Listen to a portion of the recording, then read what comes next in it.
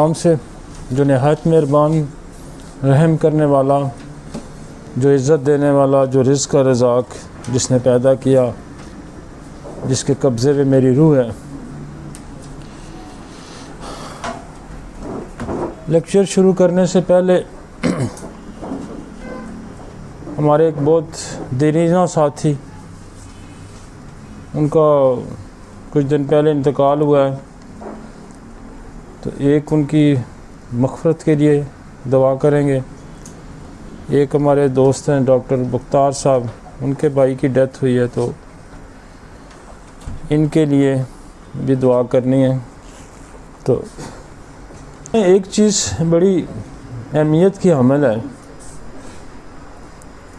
खुदा ये कहता है कि जिसने मेरे एहसानात का शुक्रिया अदा किया, हम उस पर मज़ीद एहसानात करते हैं। तो खुदा की जो दी हुई नेमतें हैं, अगर हम इनका शुक्र अदा करते हैं तो खुदा हम पे मज़ीद नेमतें अता करता है हमें।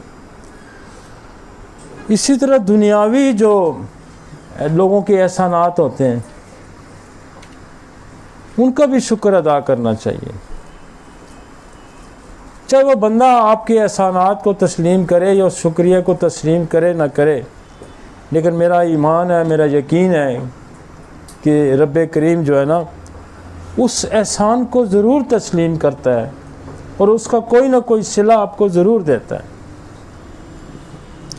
जैसे मुझसे पहले बेशुमार लोगों ने काम किए, चाहे वो सुकरात था, चाहे वो बुकरात था, चाहे वो अरिस्तो था, चाहे वो हनीमन था, कैंट था, लिपि था और फ्रैंकटन था, हेरिंग था, एलन था, जितने भी बेशुमार नाम हैं जिनका गाए बगाए मौके के मुताबिक उनके नाम आते रहते हैं और हम उनका शुक्र अदा करते रहते हैं। इसी तरह ये शुक्र अदा, वो तो फौत हो गए लेकिन हम उनके एहसानों का शुक्र अदा करते हैं और उसके बदले में खुदा हम पे अनायतें फरमाता रहता है। मैं एक बात आज मुझे ये करनी पड़ गई है कि हम जिससे सीखते हैं, जिससे समझते हैं, जिसको पढ़ते हैं, उसका शुक्र ज़रूर अदा करें, उसके एहसान को तस्लीम करें। मैं ये बात इसलिए कर रहा हूँ कि पिछले दिनों में, कुछ दिन पहले मुझे एक किताब किसी दोस्त ने दिखाई। वो जब मैंने किताब देखी तो वो गुमनाम सा कोई बंदा था और वो किताब, मैंने कहा ये किताब तो फलां बंदे के रजिस्टर से लिखी गई है।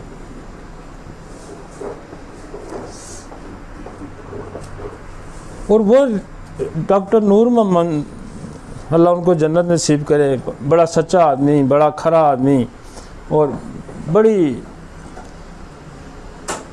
मेहनत और बड़ी खुदा पे उनकी रहमत थी, बेशुमार क्रॉनिक डिजीज़ और फ़कीर आदमी थे। वो किताब उनके रजिस्टर की कॉपी की गई हू बहू, क्योंकि मैंने वो रजिस्टर पढ़े हुए थे। जब मैंने देखा, मैंने कहा यार ये तो एक जगह वो लिखते हैं, उनके आखिरी जो रजिस्टर चल रहे थे 88 के या 87 के या 86 पे, उन्होंने एज़ोस्पर्मिया में मुझे पहचाना कहा कि उसमें एज़ोस्पर्मिया के लिए उन्होंने लिखा था कि मैं एक आजमाइशी, एज़ोस्पर्मिया लिखते थे जरसूमिया का ना होना, और नीचे लिखते थे आजमाइशी इलाज, कि ये आजमाइशी इलाज हो रहा है, मतलब उसकी तहकीक हो रही है, उस पर कोई उन्होंने ये नहीं कहा कि ये मुकम्मल इलाज है। अच्छा, उस बंदे ने भी उस पर लिखा एक्सरे, औरमेट CM और 30 आजमाइशी इलाज। तो मैंने जब वो पढ़ा, मैंने कहा ये नूर मोहम्मद का रजिस्टर है। और जो बाकी चीज़ें मैंने जो पढ़ता गया, और फलां मरीज़ आया डोकारा खान से, उसको ब्रेस्ट कैंसर था, उसको फलां था, और जैसे वो लिखते थे, दिल का एक कवाड़ बंद, नीचे दिल की वो दवाई लिखी हुई, दिल का सुराख, नीचे दवाई लिखी, तो वो सारे वही चीज़ें उसने हूबहू रजिस्टर की कॉपी करके ऊपर लिखता है मेरे 30 साल तजर्बात। मेरे 30 साल तजर्बा। तो मैं इससे अगर वो ये लिख देता कि मैंने नूर मोहम्मद को रजिस्टर को स्टडी किया, उसके 30 साल तजर्बात जो लोगों से छुपे हुए थे मैंने उनको सामने ले आया, तो कितनी मज़े की बात थी। तो ये जो है, मतलब किसी के इल्म पे डाका डाल के आप आलम फाजल नहीं बन सकते। ये मेरा ईमान है और ये मेरा यकीन है। और मैं अपने लेक्चर्स में हमेशा जिससे हमने एक लफ्ज़ भी सीखा, हज़रत अली का को दवाई है, वो मैंने जब पढ़ी तो मैंने उसकी तो मेरे बच्चे की बिल्कुल यूरिन की अलामात मिलती थी, तो मैंने उसको काल्शियम दिया तो वो ठीक है। लेकिन मुझे ऐसा इश्तियाक है या शौक़ है, वो कहता था जब बच्चा मेरा ठीक है, लेकिन यही दवाई आप अपने हाथ से ज़रा लिखें तो मुझे ज़्यादा खुशी होगी। ठीक है ना, एक पेशेंट है वो ये कहता है कि मुझे खुशी होगी कि आप मेरे अपने हाथ से यही दवाई लिखते हैं, हालांकि इसी दवाई से उसको फ़ायदा है। तो वो अपनी एक दवाई मुझे बता के गया, जो कि मैंने पिछले शायद लेक्चर में बताई भी है। इसी तरह मेरे पास एक मरीज़ आया, तो वो कह रहा था इधर, ये जो हमारा आर्मी से उनका ताल्लुक़ था, तो मुझे कहने लगा जी मैं किसी और मकसद के लिए आया था। तो मुझे कहने लगा जी मेरी मिसेस के ना गुर्दे फेल हो गए थे, तो मैंने बड़ा इलाज कराया, उसका कोई मुझे नहीं ठीक हो रहे थे, तो मैंने जाके ना काशीराम ख़रीद लिया, मटीरियल मेडी का। तो मैं उसको पढ़ता रहा, अलफ से शुरू किया। तो जब मैं वैसिक एरिया पे पहुंचा ना, तो उसमें मेरी और मिसेस की जो पेशाब, उसकी दवाई की अलामात मिलती थी कि रात को पेशाब की जाती, तो उसको भी रात को ही पेशाब की जाती हुई थी। तो मैंने वैसिक एरिया ला के दी तो वो ठीक हो गया। तो इस सिम्टम पे मैंने वैसिक एरिया पढ़ी होगी, हज़ारों दफ़ा सैकड़ों दफ़ा पढ़ी होगी, लेकिन मेरे जहन में ये सिम्टम नहीं थी। मुझे एक मरीज़ सिखा गया और उस पर मैंने अब तक मैं उस पर इस्तेमाल करता हूँ। और वो लोग उससे ना, जिनको रात को पेशाब यूरिनेशन ज़्यादा होती है, वो उससे ठीक हो जाते हैं। इसी तक मैं डॉक्टर तारक के क्लिनिक पे हम बैठते थे, तो वहाँ एक आ गया बंदा, तो वो कहता है यार मैं आपको एक ज़िंदगी का तजर्बा बताता हूँ कि मेरी बीवी की खांसी ठीक नहीं हो रही थी। तो मैंने काशीराम का मटीरियल ख़रीदा और मैं 1 से जी तक पढ़ता गया। तो कहता जब मैं मेंथा पिप मैंने पढ़ी तो उसमें लिखा हुआ था कि हर किस्म की खुश खांसी का इलाज है इसमें। तो मैंने मेंथा पिप आके दी, तो वो कहने लगा कि आप खुश खांसी की ये बड़ी मज़े की दवाई है और मेरी बीवी ठीक होगी। तो हमने तो मरीज़ों से भी बहुत कुछ सीखा। हमने ये रिपोर्टें पढ़नी मरीज़ों से सीखी, हमने बीमारियों को मरीज़ों से समझा। तो हम तो उन मरीज़ों का भी शुक्र अदा करते हैं जो हमारे पास है, जिन्होंने हमें सिखाया। और मैं अक्सर नूर मोहम्मद का, डॉक्टर ज़हूर का, जितने भी मुझे दोस्त जिनसे हमने सीखा, हम उनका जिक्र करते हैं। तो इससे क्या होता है? इससे ये होता है, मुझे पता है इससे क्या होता है, खुदा आप पे मेहरबानी करता है। वो तो कोई मर गए हैं, वो तो ज़िंदा नहीं है, लेकिन अगर आप उनको ट्रिब्यूट पेश करते हैं या उनको खराज तहसीन पेश करते हैं, उनका ज़िक्र करते हैं, तो खुदा आप पे और वो ज़िंदा नहीं है, लेकिन चूँकि वो खुदा की मखलूक थी और खुदा अपने मखलूक के एहसानात को भी तस्लीम करता है। जो उसकी मखलूक ने नेक काम किए हुए ना, वो ज़िंदा नहीं है, लेकिन जब उनके एहसानों को आप तस्लीम करते हैं, उनका शुक्र अदा करते हैं, तो फिर खुदा उसको तस्लीम करता है, उसके बदले आप पे अनायतें फरमाता है। तो हमें ये जो डाका है ना, इस डाके से मैं ये समझता हूँ कि आप आलम फाजल नहीं बन सकते। इसके बड़े आदाब हैं, सीखने के बड़े ही आदाब हैं। पहले ज़माने में शागिर्द जो था वो कुंदम तब बढ़ता था, लोग कपड़े भी धुलवाते थे, पानी भी भरवाते थे, घर के काम भी करवाते थे, उसका मन मारते थे कि इसके अंदर की जो ईगो है ना, उसको मैं ख़त्म करते थे, और फिर जाके ना वो बंदा सीखता था। आज भी जो पीरों के खलीफे बनते हैं, ये पीरों के दरबारों पे झाड़ू देते हैं वो। और ये जो रिश्ता है सीखने और सिखाने वाला का, इसका एहतराम अगर आप नहीं करेंगे तो यकीनन मतलब खुदा वो दरवाज़ा ही नहीं खोलता। हमें पता है खुदा वो दरवाज़ा ही नहीं खोलता, क्योंकि हमने तो सीखा है ना लोगों से, हमने मरीज़ों से सीखा, बुज़ुर्गों से सीखा, किताबें पढ़ के सीखा। कोई हम देखें ना, पैदाइशी तो कोई आलम फाजल नहीं होता ना, कहीं से सीखता है। फिर जब आप उन सीखने वालों के एहसानों को तस्लीम करते हैं तो फिर आपके दिमाग के जो कवाड़ है ना वो खोलता है। हम जब बताते हैं हम तो नई नई चीज़ें दिमाग में आती हैं, नई नई चीज़ें आती हैं। ये मैं आपको सच्ची बात, मतलब नई नई चीज़ें आपके अंदर तस्वुरात में, ख्यालात में आती हैं, फिर आप प्रैक्टिस में जाते हैं, फिर आपको तो इतनी सारी अर्ज़ थी। मुझे बुरा मन लगा था और मैं चाहता था कि मेरा ये फ़र्ज़ है कि मैं उसकी तारीख़ को दुरुस्त कर दूँ। नाम शायद उसका कमर ज़मान या फ़ख्र ज़मान ऐसा है उन डॉक्टर साहबान का, और मुझे तकलीफ़ हुई कि किसी का काम अपने नाम से आप छाप रहे हैं तो कम अज़ कम उसका नाम तो ले रहे हैं। वो पैसे तो नहीं लेता था, हो सकता है वो आपकी इज़्ज़त में इजाफ़ा होता। और वो किताब कहीं पढ़ी भी नहीं गई, मज़े की आपको ये बात था, डंप हो गई, पब्लिश इतनी नहीं हुई, छपी, लेकिन किसी ने उसको किसने नहीं है, किसने लोगों की आंखों पे पर्दा डाला कि उसको मत पढ़े? खुदा ने पर्दा डाला और नहीं पढ़ी गई वो। और जब मैंने पढ़ी तो मैंने मुनासिब नहीं समझा कि मैं नूर मोहम्मद के काम को अगर कोई बंदा अपनी ज़ात से पब्लिश करता है तो मैं उसका जिक्र न करूं। तारीख़ को दुरुस्त करना भी मेरा फ़र्ज़ है। चले आए जी लेक्चर की तरफ आते हैं। ये किसी को बुरा लगे या किसी को अच्छा लगे, मुझे अच्छा लगता है और मैं इसको अच्छा समझता हूँ।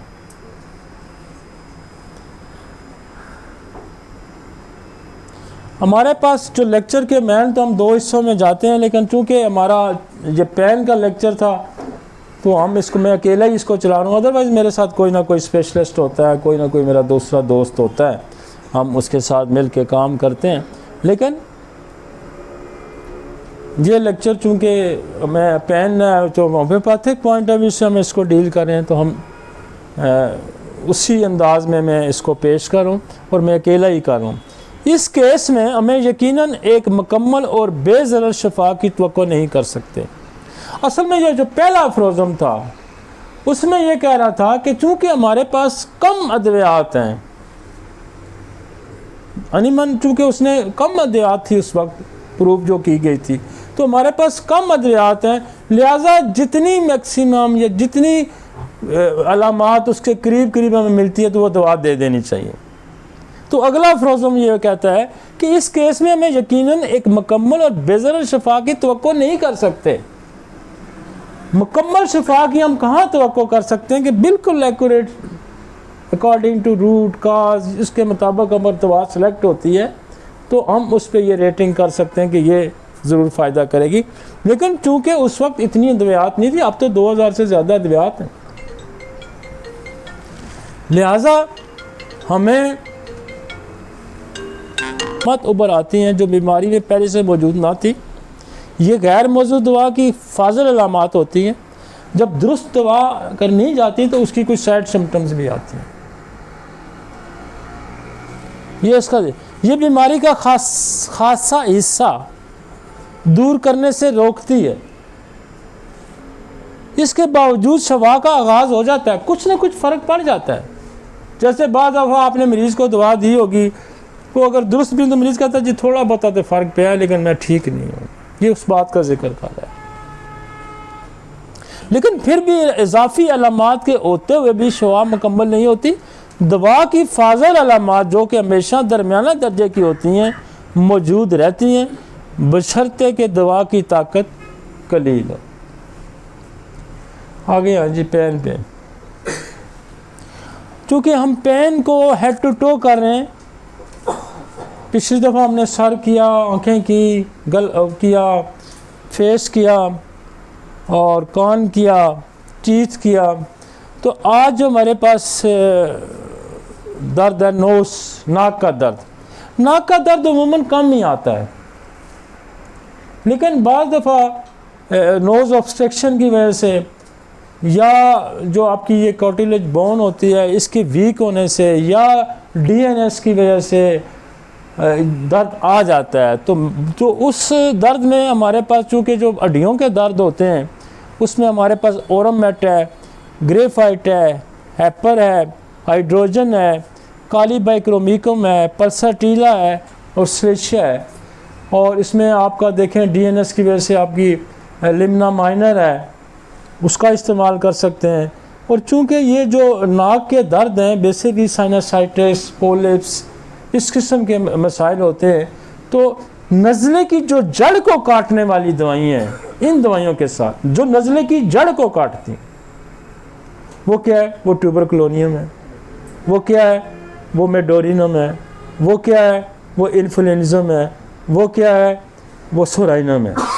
तो बेसिकली जब आप नज़ले को यहाँ चूँकि नज़ले की वजह से ही मसाइल पैदा होंगे, साइनसाइटिस की वजह से ही मसाइल पैदा होंगे, या फिर क्या इंजरी का दर्द हो सकता है, नाक पे चोट लग सकती है। तो इंजरी, चूँकि हमने पहले भी कहा कि दर्दों में इंजरी को तो रखें ही रखें, तो फिर आप इंजरी की दवाइयाँ दे सकते हैं। लेकिन इन दवाइयों को शुरू करने से पहले आप ट्यूबर का, मेडोरिनम का, सोराइनम का, इन्फ्लुएंज़म का इस्तेमाल करेंगे तो आपके रिज़ल्ट और अच्छे हो जाएंगे। ठीक है जी। अब हमारे पास एक और यहाँ बड़ा दर्द आता है, इसी एरिया के साथ आ जाता है मम्स। ये जो प्रोटेड ग्लैंड है ये इन्फेक्शन की वजह से स्वेल आ जाता है और कॉमनली मम्स यहाँ बनते हैं और उसका पेन बड़ा सीवियर होता है। तो पहले तो हम मम्स में पल्साटीला का इस्तेमाल करते थे या बेलाडोना का इस्तेमाल करते थे या ब्रायोनिया का इस्तेमाल करते थे, ब्रोमियम का इस्तेमाल करते थे। फिर मैं राइट लेफ़्ट पे भी हमने जाता था, राइट पे आया तो मर्क आयोडाइड फ्लेव का इस्तेमाल करते थे, तो लेफ़्ट पे आया तो मर्क आयोडाइड रूब्रम देते थे। लेकिन कुछ काफ़ी है 15 साल 18 साल से ज़्यादा अरसा हो गया है कि हम इस पेन में पैरोटाइडिनम का बड़ा इस्तेमाल करते हैं। और पैरोटाइडिनम जो है विद इन 2-3 डेज़ क्या करती है कि दर्द को भी ख़त्म कर देती है और इन्फेक्शन भी, फीवर भी सेटल डाउन हो जाता है। और अगर कोई मसला यहाँ और रह भी जाए तो पल्साटीला आप देंगे तो आपका काम सेफ हो जाएगा, हल हो जाएगा। वहाँ कोई थ्रॉबिंग पेन है तो बेलाडोना, फेरमपास, इन्फ्लेमेटरी दवाइयाँ उसका भी इस्तेमाल हो सकता है। लेकिन मुझे जो ज़्यादा कामयाबी मिली है वो मतलब आप ट्यूबरकुलोनियम दे के पैराटाइडिनम दे दें, आप पैराटाइडिनम दे के पल्साटीला दे दें, तो उसका ये फ़ायदा होगा कि जो मम्स की वजह से कॉम्प्लिकेशन होती हैं पेन भी सेटल हो जाएगा, लेकिन वो कॉम्प्लिकेशन में भी मरीज़ नहीं जाएगा। जैसे मम्स की सप्रेशन से क्या होगा कि टेस्टिकल इन्फेक्शन जाएगा और उससे आपका ओलिगो और एजोस्पर्मिया हो सकता है। तो लिहाजा अगर आप बच्चे को इस तरह से डील करते हैं तो वो फिर आप उसको कॉम्प्लिकेशन से भी आप उसको सप्रेशन में डाल दें। अदरवाइज़ कोई एंटीबायोटिक खाएगा तो मम्स सप्रेस हो के उसको टेस्टिकल कोई मसाइल पैदा हो सकते हैं, जिसको उसके स्पर्म के कोई इशू पैदा हो सकता है। ठीक है जी, हो गया। क्योंकि ये छोटे छोटे हिस्से हैं तो पेन हम अब हमारे पास एक और पेन आएगा थायराइड का एरिया का, यानी थ्रोट का। पहले मैं इन थ्रोट का कर लेते हैं। अब थ्रोट में हमने बड़ा आसान इसको किया हुआ है, बड़ा सिंप्लीफाइड किया हुआ है। हम ये समझते हैं और हमारी ये स्टडी ये कहती है कि ये जो थ्रोट का ये इन्फेक्शन है जिसको टॉन्सिलाइटिस कहते हैं या एडिनाइड्स ग्लैंड नाक के पीछे आ जाते हैं, इसकी बेसिक सोर्स है, ये बेसिक जो वजह है ये उन लोगों के या उनके बच्चों के होते हैं जो ट्यूबरकुलोसिस की हिस्ट्री वाले होते हैं, जो कैंसर की हिस्ट्री वाले होते हैं, जो साइकोसिस की हिस्ट्री वाले होते हैं। तो एक और इन्फेक्शंस है यहाँ पे थ्रोट में वो होता है, उसका भी जिक्र यहाँ कर दें। एक होता है आपका ये जो स्टेप्टोकोकस एक बैक्टीरिया है, वो भी थ्रोट पे उसका असर होता है और वो बहुत ही क्रोनिक डिजीज़ पैदा करता है जो बाद में आपका जोड़ों का अर्थराइटिस करेगा और फिर वो कार्डियक मसाइल पैदा करेगा। तो लिहाजा आपके पास जब थ्रोट का बंदा कोई आता है, गले के टॉन्सिल्स का कोई बंदा आता है, तो आपने ट्यूबरकुलोसिस को बेस करना है, आपने साइकोसिस को बेस करना है, आपने कैंसर की हिस्ट्री को बेस करना है, फिर आपने शिफ्टिंग डिजीज़ को बेस करना है कि वालिद को भी टॉन्सिलाइटिस होता था, बेटे की भी होता है, तो वहाँ आप कार्सिनोसन का इस्तेमाल करेंगे। ठीक है, तो हमने क्या किया होता है कि हमने 2 दवाइयाँ यहाँ बड़ी पक्की रखी होती हैं, ट्यूबर, ब्रेटाकार। मैं सिर्फ इतनी तकलीफ़ करता हूँ कि मैं कहता हूँ गला दिखाओ। अब मैं कुछ नहीं बच्चे से पूछता, ना उसके पेरेंट्स से पूछता हूँ। हम कहते हैं गला खोलें जी, गला खोलें। हमने टार्च मारनी है और with in a minute, with in 30 second हमने डिसाइड करना है कि इसको मैंने कौन सी दवाई। 2 तो बेसिस मैंने सेट की हुई हैं, ट्यूबर और ब्रेटा का। दरमियान में हम एक दवाई लगा देते हैं। अगर गला सुर्ख है, बड़े हुए हैं, रेडिश है, फीवरिश है, पेन है, तो क्या करेंगे हम ट्यूबर, बेलाडोना, ब्रेटा का आप दे देंगे। फिर उसी टार्च के अंदर अगर मुझे पस के पस्टुअल्स बने नज़र आते हैं कि गले पे पस है, तो हम बेलाडोना को बीच में डिलीट करते हैं, वहाँ हमने स्लेशिया लगा देनी है और स्लेशिया पस को कर देगी। इन केस अगर कहीं वो रह जाती है तो फिर मैं एपर सल्फ लगा दूंगा। फिर किसिंग टॉन्सिल्स हैं, बड़े बड़े टॉन्सिल्स हैं, हमने बेलाडोना को भी हटा देना है और पेनफुल हैं तो बड़े बड़े हैं, बॉल लाइक है, तो हमने बीच में एलोमेन लगा देनी है। और फिर लेफ्ट साइड ज़्यादा इंक्रीज है, बहुत ज़्यादा ब्लूइश है, तो फिर हमने क्या करना है, हम यहाँ लेक्सिस लगा देंगे, फाइटोलैका लगा देंगे। बस ये सारा हल है गले का। और उसकी माँ के, उसके वालिद की अगर साइकोटिक या कोई मुझे वार्स नज़र आते हैं तो फिर मैं ट्यूबर के बाद मैं डोरिनम लगा दूंगा। लेकिन वो माँ अगर ये एक सवाल हम पूछ भी लेते हैं कि कई पेरेंट्स में भी ये प्रॉब्लम था, तो शुरू में कार्सिनोसन लगा देंगे। टॉन्सिलाइटिस भी ठीक हो जाएगा, पेन भी ठीक हो जाएगा, मसाइल भी हल हो जाएंगे। आसान होम्योपैथी, लेकिन इसके पीछे मेरी बरसों की तगोदो है। हो गया जी मसला हल गले के दर्द का। आगे आ जाए जी, थायराइड का एरिया में ये नहीं लिखा ना, थायराइड का रह गया, लिख दें, नया बना लेते। थायराइड उमूमन पेन कब करेगा? अच्छा, ये आप एक फ़लसफ़ा और एक हकीकत, एक साइंटिफिक बात याद रखें कि आर्गन, बहुत कम आर्गन के अंदर पेन होता है, ये ध्यान में रखें। आर्गन के गिर जो कवरिंग लाइनिंग है उसके बाहर नर्व्स पड़े होते हैं। मतलब आप जिगर है ना, लिवर है, लिवर के अंदर पेन नहीं होगा। लिवर के रीजन में कब पेन होगा कि जब वो कवरिंग लेयर को कोई चीज़ क्रॉस करने की कोशिश करेगी और जब वो प्रेस करेगी उसको, वह ट्यूमर है या वो सोजन हो गई है या वो इन्फ्लेमेशन हो गई है, तो वो जो इसकी लिमिट है, एक उस लिमिट के बाद जो कवरिंग लेयर लगी है, जब उसको प्रेस करेगी तो साथ नर्व की एंडिंग पड़ी होती हैं, तो वो पेन करेंगी। तो आर्गन के अंदर मोस्टली कॉमनली पेन नहीं होता, जहाँ नर्व्स पड़ी होंगी वहाँ पेन होता है। तो थायराइड वैसे पेन आपको नहीं होगा। बेशुमार लोगों का थायराइड फंक्शन ख़राब होता है तो पेन नहीं होता, TSH लेवल हाई होता है लेकिन पेन नहीं होता। लेकिन जब थायराइड इनलार्ज करेगा तो यहाँ बाकी जब नर्व्स को टच करेगा तो फिर पेन होगा। और इसकी जो बड़ी दवाइयाँ हैं वो ट्यूबरकुलोनियम है, वो थायरोडीनम है, वो आयोडम है, वो स्पोंजिया है, वो ब्राइटाकार्ब है, यहाँ आपकी सिस्टोस्कैन है, बहुत अच्छा जो थायराइड के पेन है उसको रोकती है, ब्राइटाकार्ब है, बेलाडोना है। लेकिन इनलार्ज ऑफ जो होती है उसमें हमें बहुत ज़्यादा सक्सेस है उसके अंदर, स्पोंजिया की, आयोडम की बहुत ज़्यादा है। फिर इसके अंदर और एक दवाई है, लाइकोपस है, वो जिनकी आंखें उभर के बाहर आई होती हैं और यहाँ गला है और उसको कहती है जी मुझे पेन है तो लाइकोपस है, यहाँ सिस्टस बहुत अच्छा काम करती है, यहाँ साइक्लोफ्लोरिया बहुत अच्छा काम करती है इस थायराइड के पेन के लिए। ना सिवाय ये दर्द, बल्कि ये दवाइयाँ जो मैं बता रहा हूँ ये सिर्फ दर्द ठीक करती हैं, बल्कि ये थायराइड की जो इलार्जमेंट होती है, हाइपोट्रॉफी होती है, उसको भी ठीक कर देती हैं। ठीक है जी, आगे चल, चूँकि मैं डिटेल नहीं पढ़ानी, मैंने सिर्फ पेन को कवर करना है। बात आपको समझ आई? हम पेन को करेंगे, नॉट कॉज भी साथ एड्रेस करें तो आपको आसानी होगी। आगे आ गए जी, चेस्ट बहुत बड़ा सब्जेक्ट है चेस्ट का पेन, और बड़े बड़े डॉक्टर इसमें कंफ्यूज होते हैं चेस्ट के पेन।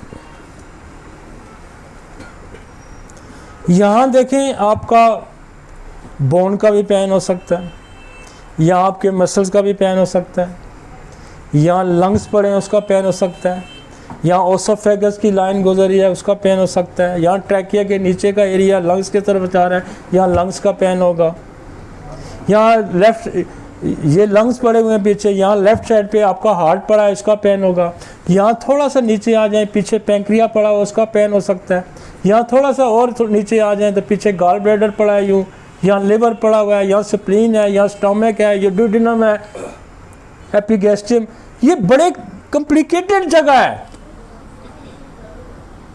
ये बड़ी ही कॉम्प्लिकेटेड जगह है। फिर जो अपर एब्डोमेन्स के पेन आ जाएंगे, मतलब लिवर का पेन आ जाएगा, स्टोमक का पेन आएगा, स्प्लीन इलार्ज होगी उसका पेन है, गॉल ब्लैडर का पेन है, तो ये बड़ा कम्प्लेक्स एरिया है भाई चेस्ट का। और चेस्ट को अगर हम फोकस समझ जाते हैं, मैं आप यकीन माने, मेरी रेडियोलॉजिस्ट से भी बात हुई, मेरी ऑर्थोपेडिक से भी बात हुई, मेरी पुल्मोनरी स्पेशलिस्ट से भी बात हुई, मेरी कार्डियोलॉजिस्ट से भी बात हुई, मेरी मेडिकल स्पेशलिस्ट से भी बात हुई। इस दर्द को समझने के लिए, चेस्ट से पेन को समझने के लिए मैंने कितने कंसल्टेंट से बात की और मैंने इसको समझने की कोशिश की कि ये चेस्ट का जो पेन है, बेसिकली मरीज आके कहते हैं डॉक्टर सर जी है मेरे सीने में दर्द है, तो डॉक्टर ने अब इसको डिफरेंशिएट करना है कि ये सीने का दर्द ओसोफेगस का दर्द है, ये सीने का दर्द फेफड़े का दर्द है, ये हार्ट का दर्द है, ये इंजरी है, ये मस्कुलोस्पाज्म है, किस चीज का दर्द है भाई? हम सिर्फ चेस्ट के पेन के लिए हम आपको क्या करते हैं जी, 32 कॉजेज है ये पेन। उसकी प्रेजेंटेशन क्या होगी?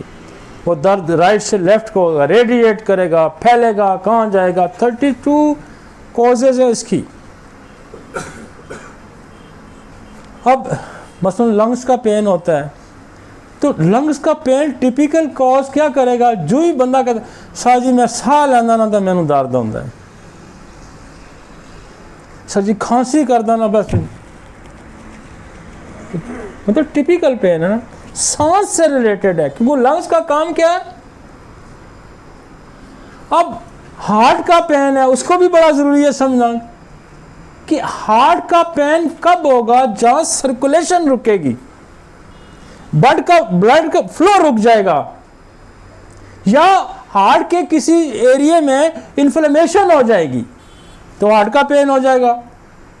और वो जब आर्टरी जो हार्ट को खुद सप्लाई कर रही है, बेसिकली जो खुद सप्लाई है हार्ट की, जो अपनी सप्लाई है जो हार्ट को जा रही है, वो आर्टरी नैरो होगी, जहाँ जब एग्जर्ट करेगा। हमेशा हार्ट का पेन कब होगा? स्ट्रेस में होगा, एग्जर्शन में होगा, ईटिंग के बाद, खाने के बाद होगा।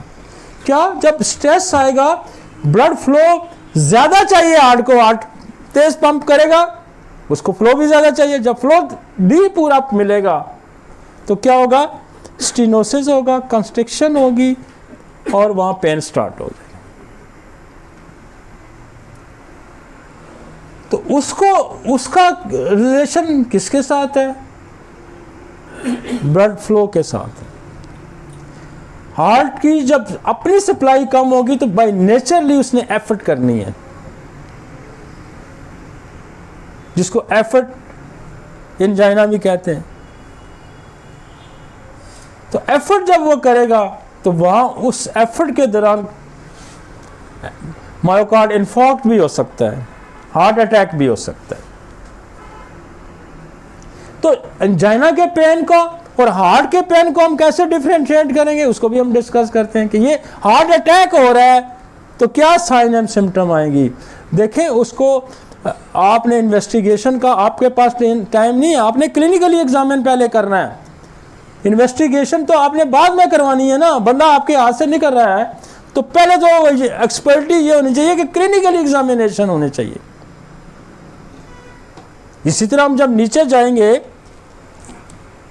अपर एब्डोमेन में, हम यहाँ हमारा पित्ता है, हमारा लिवर है, हमारा पीछे पैंक्रिया पड़ा हुआ है, हमारा इधर स्प्लीन है, स्टोमक है, इसको ये सारा एरिया यहाँ अपर एब्डोमेन में पड़ा है। चेस्ट में आपके फेफड़े हैं, स्टर्नम है, आपका हार्ट है, ये सारा एरिया, आपकी एसोफेगस गुजर रही है, आपका ये, आप इसको कवर करेंगे, आप इसको डिफरेंशिएट करेंगे। पैन इधर है, पैन इधर है, पैन इधर है, ये 3 हिस्सों में हम तकसीम करते जाएंगे। ये चेस्ट पेन है, फिर अपर एब्डोमेन पेन है, फिर एब्डोमेन पेन है, फिर लोअर एब्डोमेन पेन है। अब जब हम लोअर एब्डोमेन पेन में जाएंगे तो आपको वहाँ बड़ी और चीज़ें मिलेगी, वहाँ किडनी मिलेगा, वहाँ अपेंडिसाइटिस मिलेगा, वहाँ ओवरीज का पेन मिलेंगे, वहाँ बड़ी आंत का पेन होगा, तो वो उसको भी तो डिफरेंशिएट करना है। फिर आगे थोड़ा सा और नीचे जाएंगे, यूट्राइन पेन आ जाएंगे, जेनेटल सिस्टम के पेन शुरू हो जाएगा, तो उसको डिफरेंट हम उस पर जब आएंगे कोशिश करते हैं कि जहाँ तक हम आज कर सके। लेकिन हम आज चेस्ट पे आते हैं। 32 causes. First cause muscular strain आ जाता है। मसल स्ट्रेन, आपने कोई ओवर वर्क कर लिया, कोई इस तरह का काम कर लिया, कोई मस्कुलर इन्फ्लेमेशन होगी, आपको सर्दी गर्मी लग गई, ठीक है ना जी, तो इसको मस्कुलर पेन हम कंसीडर करेंगे। और वो मस्कुलर पेन ये होता है कि वो भी मूवमेंट से, एक्सर्शन से या रेस्ट से उसकी मोडेलिटी होती है। जब मसल को आप मूवमेंट कराएंगे तो मसल कॉन्ट्रैक्ट होगा, मसल पेन करेगा। तो हमेशा मरीज़ आके शिकायत करता है, सर जी ज़रा जी हरकत करना, साह लेना, चलना फिरना तो दर्द शुरू हो जाता है। क्यों हुआ था? वो बस जी मैं कोई ठंड लगी थी, मैं एसी में बैठा था, गर्मी में बैठा था। तो ये मस्कुलर पेन, या मैंने कोई वज़न उठा लिया, या मैंने एक्सरसाइज शुरू की, कुछ किया, तो ये मसल्स का पेन आ जाए, मसल की अपनी आ जाएगी। वो कहता है of the muscles and tendons around the ribs can result persistent chest pain if pain become worse with activities, then it may be symptom of muscular। मैंने कहा था जो मसल एक्टिविटीज करेगा तो पेन करेगा। जैसे वो कहता है जी ब्रायोनिया वाला, यूं यूं करता हूँ दर्द सर्दी शुरू हो जाता है, और बड़ी मजे मजे की दवाइयाँ हैं। फिर मसल थोड़ा सा जब यूज होके यूटिलाइजेशन में आ जाता है तो दर्द खत्म हो जाता है, तो वो क्या रस रक्स आ जाएगी। यहाँ आपकी बहुत बड़ी दवाई है जो इस चेस्ट पेन की, वो है रेनकुलस बल्ब। वो कहते हैं जो ही वॉक करता हूँ ब्रायोनिया की तरह सिम्टम्स होती है, जो ही वॉक करता हूँ दर्द स्टार्ट हो जाता है।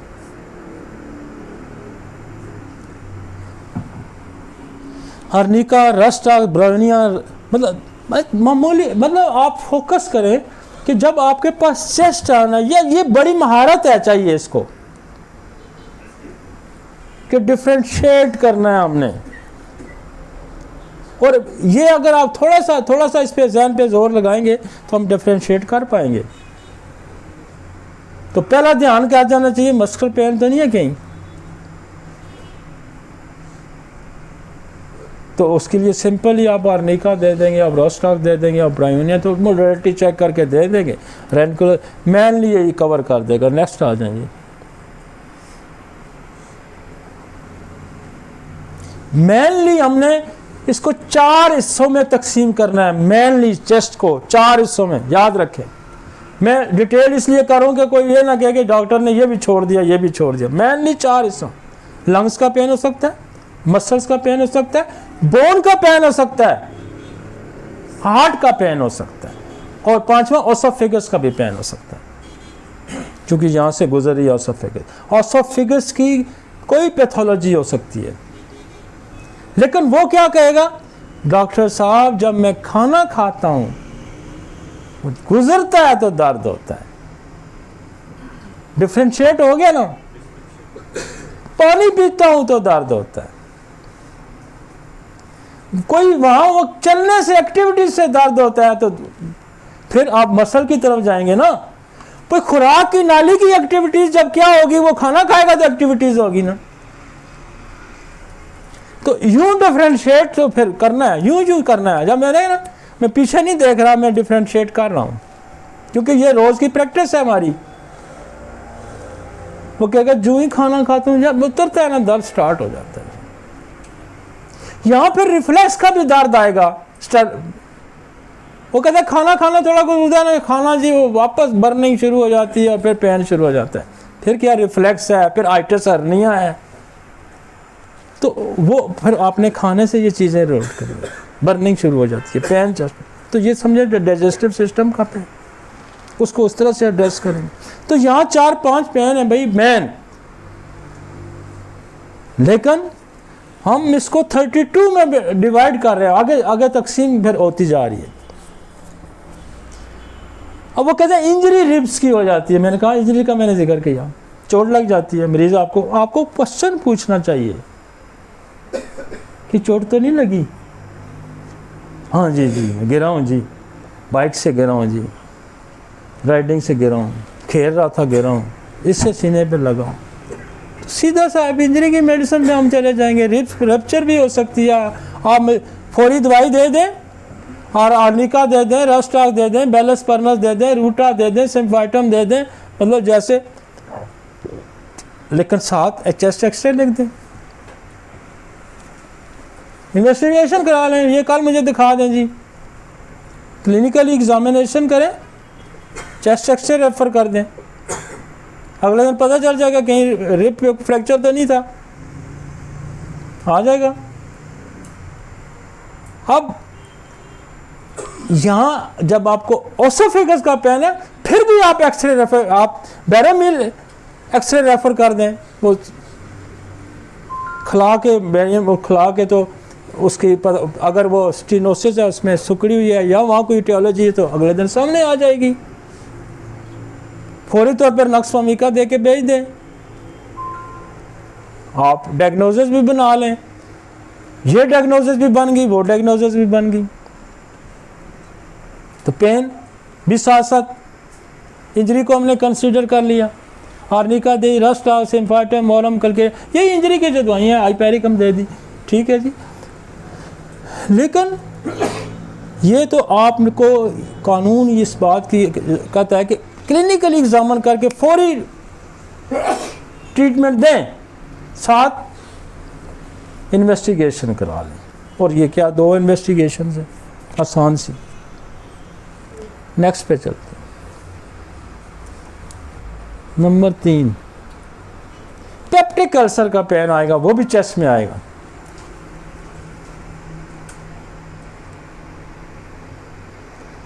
उसके लिए नक्स फमीका है, और वो मूमन पेप्टिक अल्सर का पेन जो है वो एम्प्टी स्टमक होता है, ये याद रखें, खाली पेट। मरीज कहेगा जी मैं जब खाना थोड़ी देर रोक जाएगा तो मेरा यहाँ दर्द शुरू हो जाता है। पेप्टिक अल्सर का पेन हमेशा खाली पेट होता है, ठीक है। या बहुत ज़्यादा रिच डैड कर ली तो तब भी पेन हो सकता है, लेकिन मोस्ट कॉमन शिकायत लोग करते हैं कि जी खाली पेट जब होता हूँ दर्द। अब नक्स फमीका है, स्टमक के अल्सर के लिए जो दवाइयाँ हैं, नक्स फमीका है, पल्साटीला है, एबज नाइग्रा है,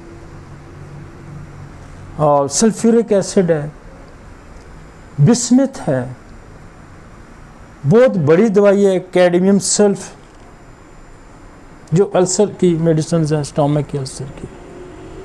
फिर एच पाइलोरी है, ये स्टमक अल्सर पैदा करता है, और इसके तो हमारे तजर्बात हैं, बड़ा मज़ा आ गया हमें इस दवाई से। हर बंदा इससे मुस्तफ़ीद हो रहा है। जिसने दी कहते हुए हमें वाकई हमें जब फंसे फुसे केस हमारे सारे ठीक हो जाते हैं। तो आज इंटरकरेंट रेमेडी आप एच पाइलोरी का इस्तेमाल करें। उसके बाद अगर नक्स है तो नक्स दें। हाइड्रोस्टिस बहुत बड़ी दवाई है स्टोमिक अल्सर के पेन की, हाइड्रोस्टिस। फिर मेडोरिनम, फिर आपको कार्सिनोसन इनहेरिटेड। तो स्टोमिक अल्सर को आप एड्रेस करेंगे और इमीडिएटली क्वेश्चन बनता है कि खाली पेट होता है। इन्वेस्टिगेशन क्या है इसकी? एंडोस्कोपी है। तो अगर इन्वेस्टिगेशन करवाना चाहते हैं तो एंडोस्कोपी करा के वो कह देगा कि हाँ जी अल्सर है। ठीक है जी।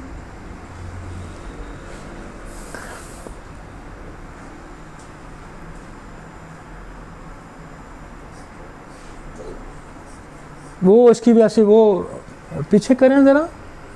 हाँ, पेप्टिक अल्सर का उसने लिखा भी है, विच आर सोर in the stomach lining do not usually cause intense pain, however they can result in reoccurring discomfort in the chest. Taking antacids which are available to purchase online and ये तो उन्होंने लिखा है peptic ulcer. आगे चलेंगे। अब आगे गैस्ट्रोओसोफेजियल reflex में बड़े अरसे तक हम इसको एड्रेस करते रहे। बर्निंग कि मैं आयरिस वर्सिकुलर का इस्तेमाल करता रहा, मैं रोबेनिया का इस्तेमाल करता रहा, मैं एंथ्रेक्सिनम का इस्तेमाल करता रहा, मैं आर्सेनिक का इस्तेमाल करता रहा। बड़ी देर बाद मुझे समझ आई, बड़ी देर बाद फ़र्क हमें पड़ता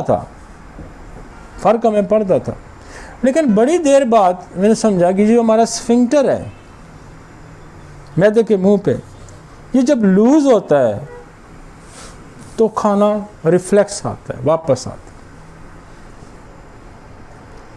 और वो वापस आता है तो फिर हमने क्या किया कि हमने वोमिटिंग की मेडिसिन यहाँ लगानी शुरू कर दी। मैंने वोमिटिंग भी तो एक रिफ्लेक्स है ना, तो मैंने क्या किया जी, मैं नक्स दे के बिस्मत दे देता था, फ़र्क बार मैंने फिर कैडियम शुरू कर दी।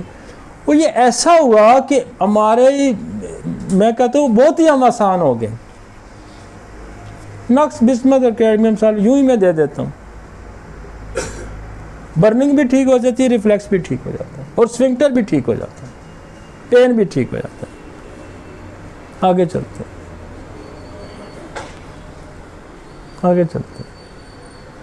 अब वो कहते हैं अस्थमा,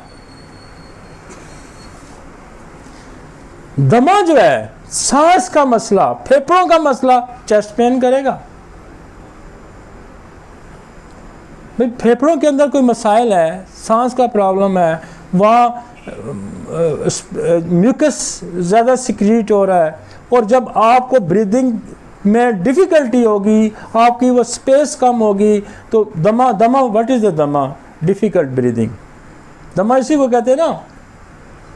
एस्थमा किसको कहेंगे? ये तो बड़ी इस तरह की टर्म है, बेसिकली डिफ़िकल्ट ब्रीदिंग है, सांस लेना आपका मुश्किल है।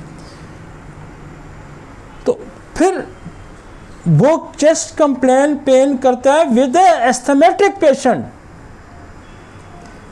हम उसको उस तरह एड्रेस करेंगे। भाई हम सांस को ठीक करेंगे तो चेस्ट पेन ठीक हो जाएगा। अब सांस क्यों खराब होता है उन लोगों का? ट्यूबरकुलोसिस, कैंसर, स्टीजन की हो, एलर्जी भी अगर सांस की होती है तो उसके अंदर भी ये बुनियादी सोर्सेज है, साइकोसिस है, इन्फ्लुएंजा है। अभी आपका जो लेटेस्ट आया है कोविड-19 है। तो आजकल जो चेस्ट पेन के साथ प्रेजेंट हो रहा है इन दीज डेज, ना क्रॉनिक हिस्ट्री, वो बताता जी मुझे तो 2 साल से दर्द होता है और सांस का भी मसला है, तो फिर तो हम एस्थमेटिक जाएंगे। लेकिन अक्यूट पेन वो कहता है अभी नहीं हुआ जी डॉक्टर साहब, अभी बस खांसी भी होती है, चेस्ट पेन भी होता है, तो लाजमी कोविड की तरफ जाना। और उसके लिए आप ट्यूबरकुलोनियम देंगे, उसके लिए आप देंगे लेक्सिस, बहुत अच्छा काम कर रही है, फास्फोरस बहुत अच्छा कर रही है, एंटम टाट है, आर्सेनिक है, रस्ट है, ये देंगे तो लंग्स को वो क्लियर कर। लेक्सिस के बहुत अच्छे रिजल्ट आए हैं इसमें कवर्ड में लंग्स के लिए, बेशुमार लोग इसके साथ संभले हैं। तो ये एस्थेमेटिक, अब एस्थेमेटिक पेन जो है वो ट्यूबरकुलोसिस, मेडोरिनम, ये बेसिस है, ये बेसिस सेट करनी है आपने। उसके बाद अगर रैटलिंग है, खड़खड़ाहट आती है, अब खड़खड़ाहट सिर्फ खड़खड़ाहट है, रैटलिंग है, तो बड़ी दवाई तो एंटम टाट है। और उसके बाद उसके अम्पल्लाई दवाई है कॉलीसल्फ है, उसके अम्पल्लाई दवाई है एपिकॉक है। और एपिकॉक अपनी खास अलामा, वो कहता है जी मुझे चेस्ट में खांसी भी है, पेन भी होता है, साथ मुझे नौजिया भी होता है, तो फिर एपिकॉक कंफर्म होगी। उल्टी आपको मैं यह बताऊंगा एंटम टाट में भी उल्टी होती है, लेकिन कांस्टेंट नौजिया एपिकॉक में जाएगा और उसमें कफ के साथ उल्टी आएगी और चेस्ट पेन आएगा। तो हमने चेस्ट पेन को एड्रेस करना है। फिर फास्फोरस है, फिर आर्सेनिक आयोडाइड है, फिर रेटलिंग में हमारे ओल्ड एज में रेटलिंग चेस्ट पेन के साथ आएगी सेनेगा।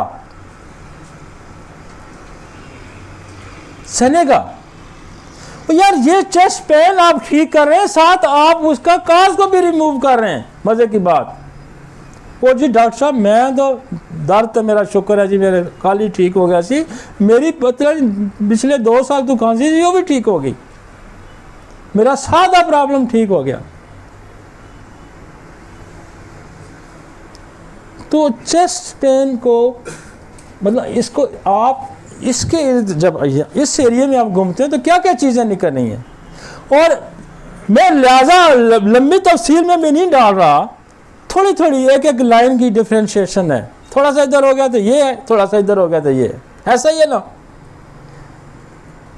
ऐसा ही है। लेकिन जब आप किसी बंदे से बात करेंगे, आप किसी मरीज से बात करेंगे, उसको कहेंगे I know 32 causes of chest pain और होम्योपैथिक है remedy according to 32 causes, we have remedy.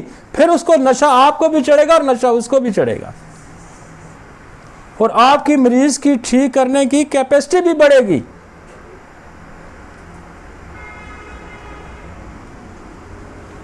तो ये नहीं होता कि हम चेस्ट पेन लेके हम ये कहेंगे उल्ट पटांगे, ये ट्राई कर वो ट्राई कर। भाई जो रूट काज के मुताबिक चलते जाएंगे, डिफ्रेंशिएट होता जाएगा, हिट होता जाएगा, हिट होता जाएगा। और ये थोड़ी थोड़ी तब्दीलियां हैं, थोड़ी थोड़ी थोड़ी थोड़ी थोड़ी थोड़ी। Next, collapse lungs, lungs collapse हो जाता है, लंग्स काम नहीं करता। When air build up in the space between the lungs and the ribs, the lungs can collapse, causing sudden chest pain. When the breathing of some has collapsed lung, they will also experience shortness of the breath, tiredness and rapid heart rate. जब ये ध्यान में रखेंगे, जब फेफड़ों पे कोई असर आएगा तो फेफड़ों को तो साफ खून चाहिए, उसको दिल को। अब दिल को साफ खून वापस आ नहीं रहा तो क्या करेगा, वो तेज पंप करने की कोशिश करेगा। तेज पंप करेगा ना कि मुझे अपनी उसकी जिंदगी बचाने के लिए मुझे साफ खून की जरूरत है, तो क्या करेगा, तेज पंप करेगा तो हार्ट बीट तेज हो जाएगी। चेस्ट पेन, अब यहां दो वजूहात हो जाती हैं। यहां काज है फेफड़े, लेकिन यही काज अगर हार्ट इनलार्ज हो जाता है, वैसे तो यूं हार्ट यूं पंप करता है, यूं। अब हार्ट इनलार्ज होगा तो क्या करेगा, यूं यूं यूं यूं यूं यूं करेगा। अब यूं यूं करेगा तो फेफड़ों में पानी जमा हो जाएगा। ये डिफरेंट एटियोलॉजी आ गई है। ये हार्ट की एटियोलॉजी की वजह से फेफड़ों के अंदर मसाइल पैदा हो गए। उधर फेफड़ों के अंदर पानी आ गया या उसके अंदर कंजेशन आ गई, उसकी मूवमेंट रिस्ट्रिक्ट होगी, तो उसने हार्ट पे प्रेशर डाल दिया। दोनों डिफरेंट कॉजेज आ गई हैं, और यही साइंस है और यही डॉक्टरी है, यही डॉक्टरी है। कार्सिनोसन, ट्यूबर, फास्फोरस बहुत बड़ी दवाई है लंग्स के कोलैप्स करने की। काली कार्ब है, आर्सेन, कहाँ कोलैप्स, निमोनिया में कोलैप्स हो जाएगा, ट्यूबरकुलोसिस में कोलैप्स हो सकता है, कैंसर में कोलैप्स हो सकता है। तो निमोनिया की वजह से कोलैप्स हुआ, आप न्यूमोकोक्सिन दें, लाइको दें, आप एम्टमटार दें, रिवाइव करेगा। तो ये है उसकी कोलैप्स की। नेक्स्ट चलते हैं।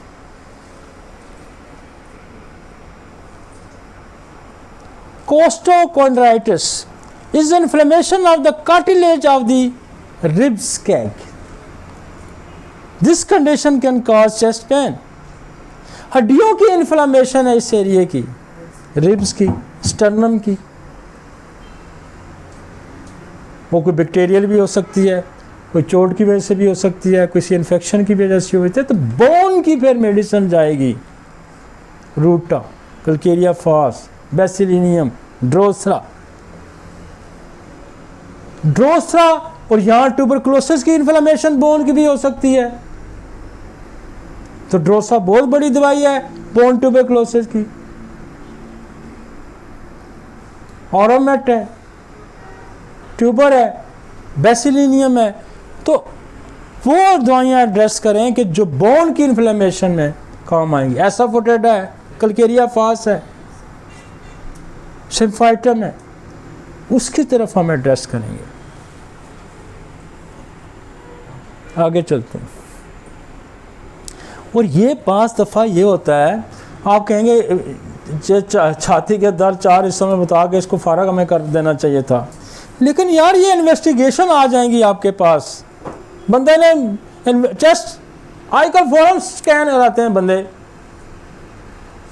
और जी मैं तो स्कैन कराया हूँ जी, मेरा तो जनाब ये निकल आया है। तो आप कहेंगे जी हमें तो डॉक्टर ने कहा था यहाँ तो फेफड़े का दर्द हो सकता है, इंजरी का दर्द हो सकता है, दिल का दर्द हो सकता है, ये दर्द हो सकते हैं, ये तो कोई न्यायी दर्द आ गया है। तो मैं यहाँ डालने का, ये डीप स्टडी डालने का मकसद ये है कि आपके हाथ से कोई भी बच के ना जाए। इसलिए हम इसको डीप स्टडी में डाल रहे हैं। और ये आपके पास हो सकता है, रेयर केसेस भी आए, लेकिन आएंगे आपके पास केसेस। भाई इन्वेस्टिगेशन आजकल तो बंदा खुद बड़ा है, उसको पैस पे कहता है बगैर डॉक्टर के पूछे चला जाएगा चेस्ट एक्सरे कराने, सीटी स्कैन कराने। तो आपने ये पढ़ा होगा, आप फौरन लेक्चर निकालें, टिक टिक करें, दवाइयाँ निकालें, दें, फारग करें। थोड़ी सी मैं यही कहता हूँ ना कि मैं अगर फर्स्ट करें यार, मैं हमारे बस हम तो पता नहीं कहाँ कहाँ घूमते हैं, किस किस फील्ड में, लेकिन एक बंदा चेस्ट पेन को अगर लेके बैठ खोल लेता है ना क्लिनिक, 32 काजेज को सामने रखे, टेबल पे ड्राफ्ट बनाए और रखे, बंदा कैसे निकलता है उसके हाथ से? निकलता है? नहीं निकलता। लेकिन चीज़ों को ठीक करने के लिए हमेशा उनको समझना पड़ता है, उनको समझना पड़ता है। Next, oesophageal contraction disorders.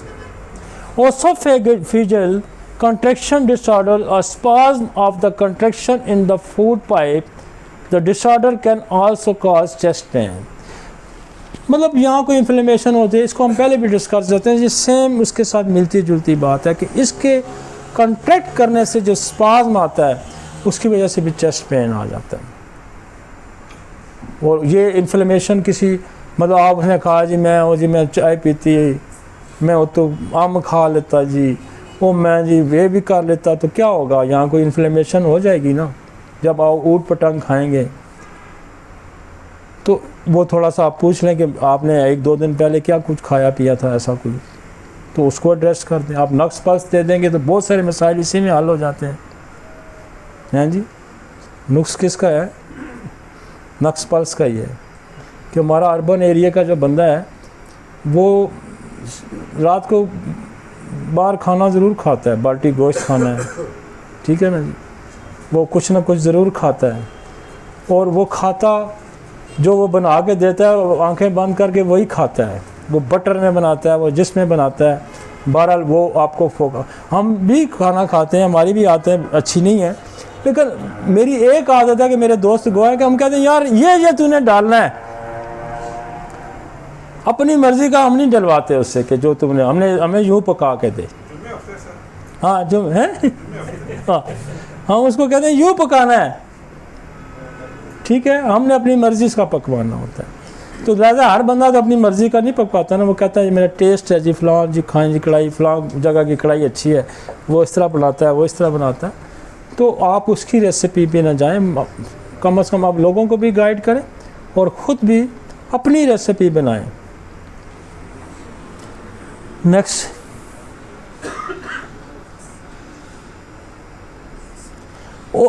ओसोफेगल, अब देखें यहाँ उसे 3-4 चीज़ें, रिफ्लेक्स या इन्फ्लेमेशन, सेंसिटिविटी, बहुत सारी चीज़ें हैं। और ये सेंसिटिविटीज़ के लिए हमने नक्स है या बिस्मथ है, कैडमियम सल्फ है। जब ओसोफेगस मिर्चें खाते हैं, सुर्ख मिर्च का कसरत से इस्तेमाल होता है।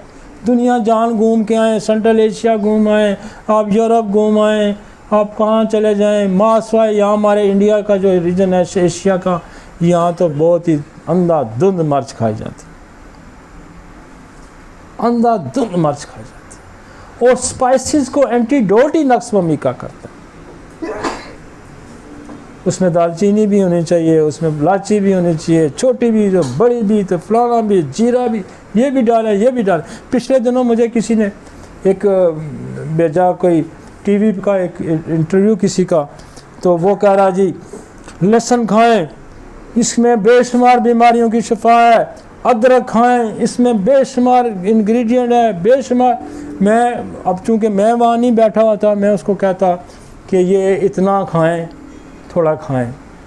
और यही अदरक गुर्दे फेल करती है, जो आपकी जिंजबर जो है पोटेंसी में जाके उसको ठीक करती है। यही जो लहसुन की तुरियां हैं, ये खून को पतला भी करती हैं, और यही मैदे का अल्सर भी करती हैं, और यही एसिडिटी भी करती हैं। लेकिन जब लोग उधर सुनते हैं ना, दलादल फिर अदरक डाल के कूट के उसके पी रहे हैं, और अल्टीमेटली क्या, मैं आपको इसकी मैंने कहाँ से इसको पकड़ा। मेरे पास बहुत सारे गाने वाले आते थे, गायक, और वो अदरक जो है ना बहुत पका के खाते थे, बट वो गोश्त बनाते हैं खूब अदरक उसमें, उससे ये क्योंकि ये गला भी बड़ा अच्छा साफ़ करती है, ब्लड की कोई प्योरिफिकेशन भी करती है, ठीक है। अब कसरत से जब वो खाते थे तो उन्होंने गुर्दे फेल किए। और अक्सर गाने वालों के जो आप सुनेंगे कि गुर्दे फेल हुए, और वो कुकिंग खुद करते हैं ज़्यादातर गाने वाले, मैं आपको बताऊं, क्योंकि मैं उनके साथ बैठता रहूं, इन्होंने खुद कोच लिया ना, खूब लहसुन डालना, खूब अदरक डालनी, खूब, और ये रोज़ का मामूल है।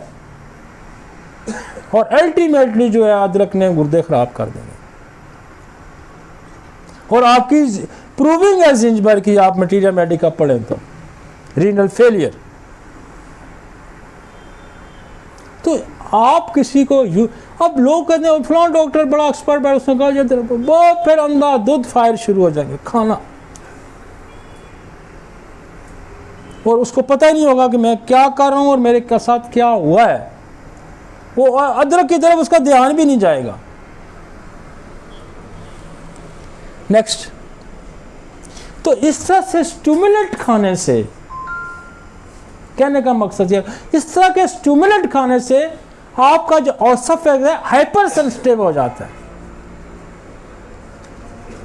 आप उसको मिर्च दे रहे हैं, सुर्ख मिर्च दे रहे हैं, काली मिर्च दे रहे हैं, आप वो यार एक ही खाने में 4 मिर्चें मैंने देखी है, 3 तो पड़ी ही होती हैं, चौथा तो मैं कभी डलवाता हूँ। जैसे अगर हम पकवाते हैं तो वाइट उस पेपर में काली भी पड़ी होगी, सुर्ख भी पड़ी होगी, और ग्रीन चिल्ली भी होगी।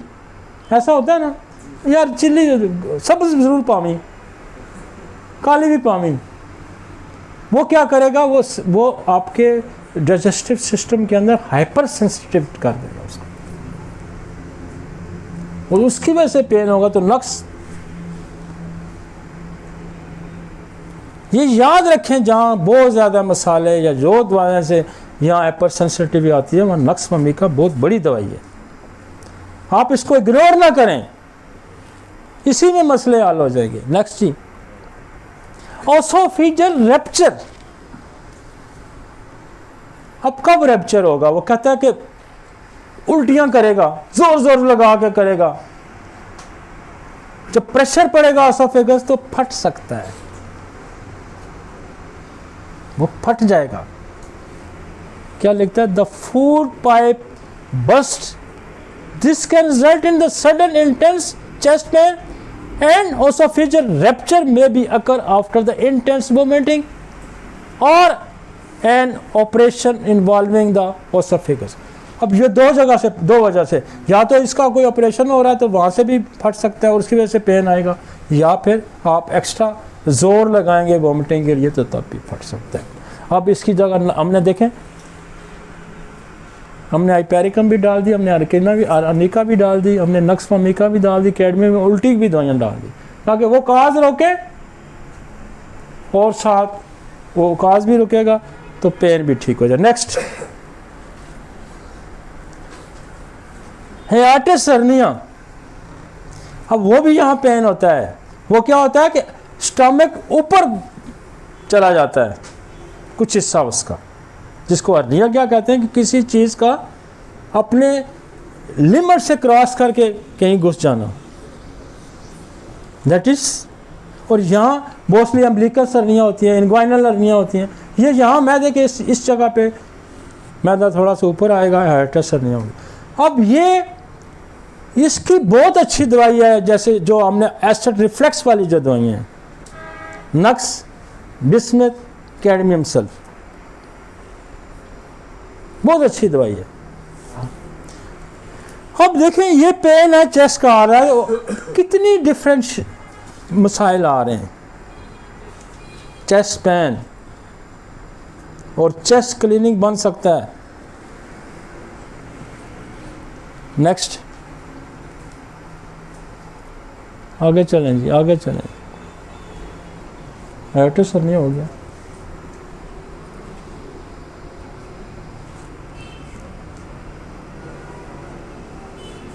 Hypertrophic cardiomyopathy.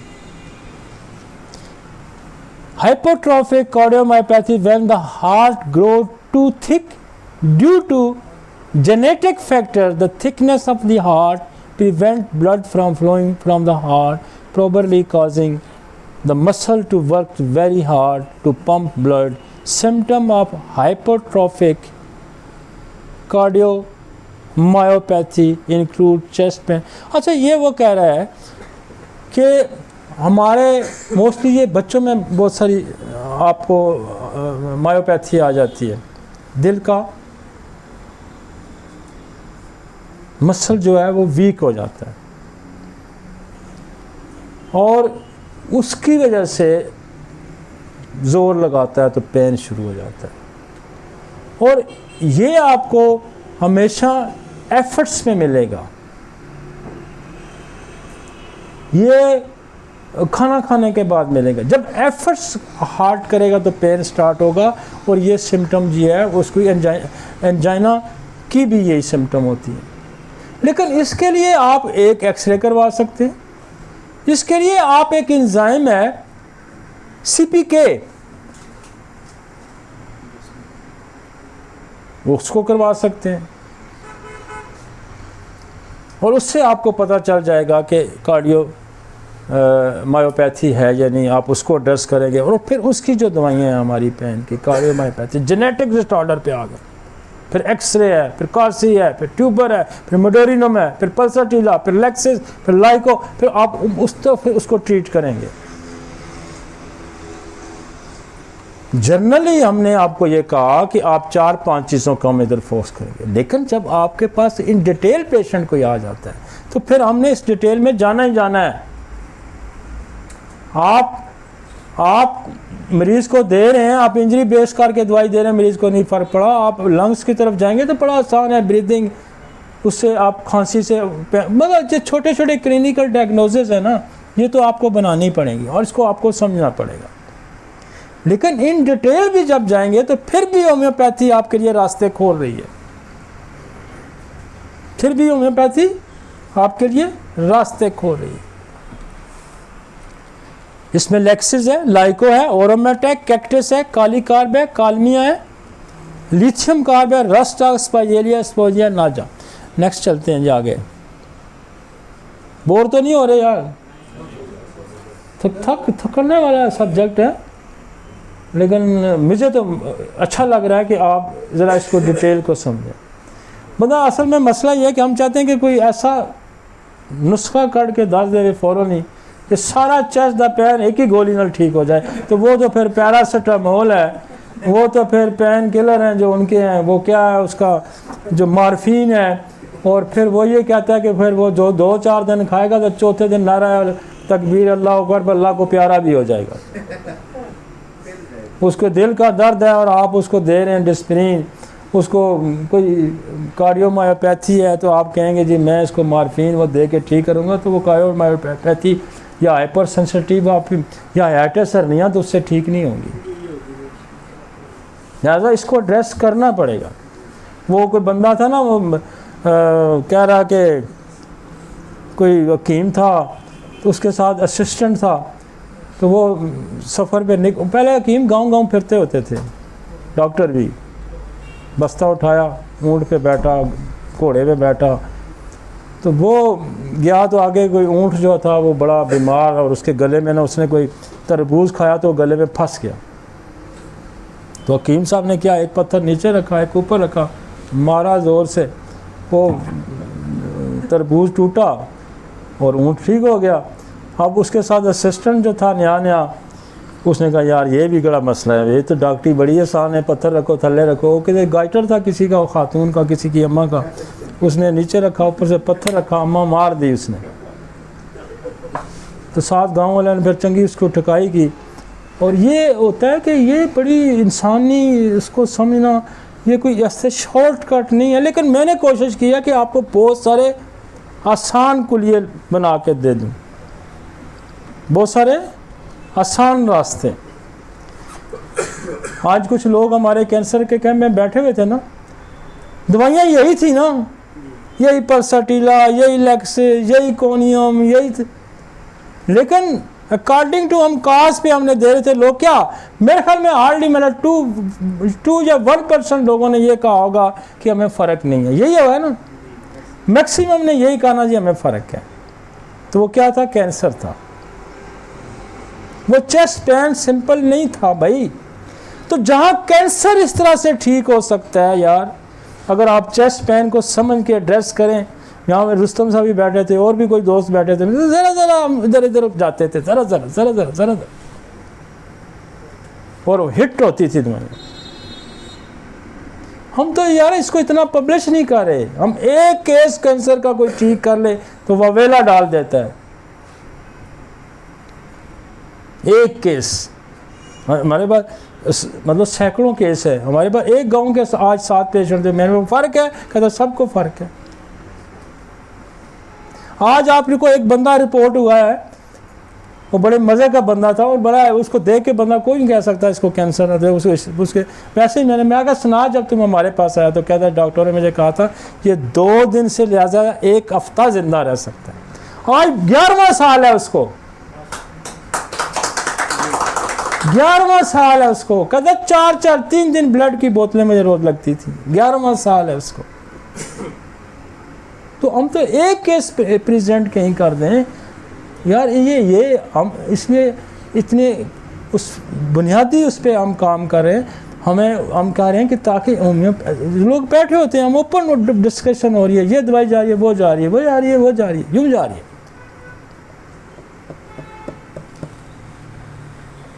अब ट्यूबरकुलोसिस का पेन आ जाता है, टीबी है, चेस्ट पेन कंप्लेन करेगा आपको आके।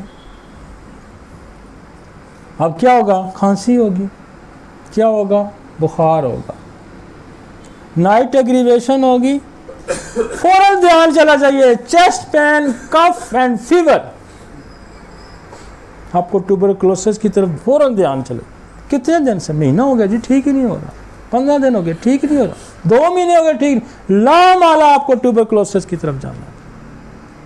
फौरन चेस्ट एक्सरे कराएं, फौरन उसका कराएं, ट्यूबरकुलोसिस के जो स्पुटम का टेस्ट कंजक्टिव 3 डेज का होता है वो कराएं। फिर आजकल और आ गया टीबी पीसीआर आ गया है, टीबी गोल्ड आ गया है, वो टेस्ट कराएं, कंफर्मेशन करें। और इतनी मज़े की दवाइयाँ हमारी, ट्यूबर दें, फास्फोरस दें, आर्सेनिक आयोडाइड दें, chest pain, fever settle, tuberculosis clear.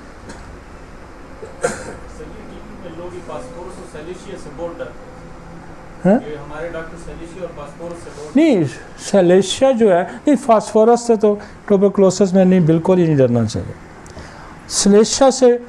लेकिन सेलेशिया बेसिकली जो टीबी, बोन की टीबी है, इससे बड़ी दवाई कोई नहीं होती। और हमने गली सली हड्डियाँ जो होती हैं टीबी की, बोन की, लेकिन इसको सेलेशिया को इस्तेमाल करने का आपको तरीका आना चाहिए। ये कभी भी अकेला इसको फायर ना करें, इसको कभी भी अकेला फायर ना करें, इसके साथ पूरे अरेंजमेंट के साथ इसको स्ट्राइक करें। आप उससे पहले कार्सिनोसन लगाएं, ट्यूबरकुलोनियम लगाएं, आप ड्रोसरा लगाएं, आप ओरामेड लगाएं, फिर सेलेशिया दें। सेलेशिया आपको मज़े का रिजल्ट देगी।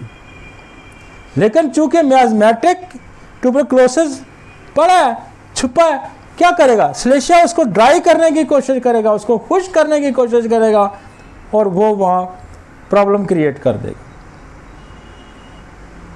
ट्यूबरकुलोसिस की सेलेशिया आप खोल के देखें, बड़ी दवाइयों में इसका शुमार है, लेकिन इसके इस्तेमाल करने का आपको तरीका आना चाहिए।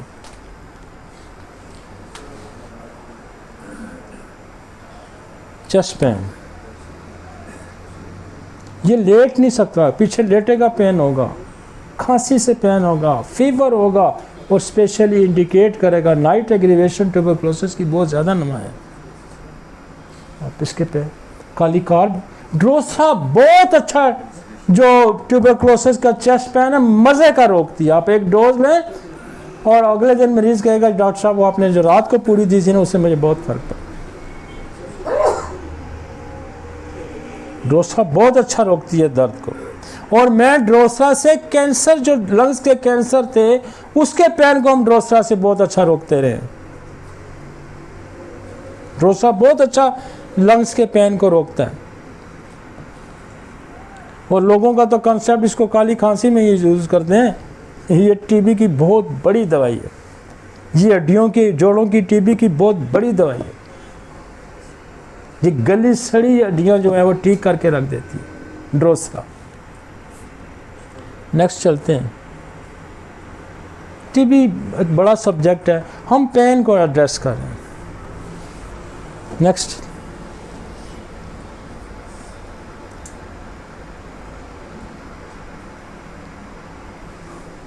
नेक्स्ट आ गया mitral valve prolapse, MLP, the chest pain, palpitation and dizziness, all the symptoms of mitral valve prolapse, which when involves in the heart and unable to close fully might cause this condition may have to obvious symptoms.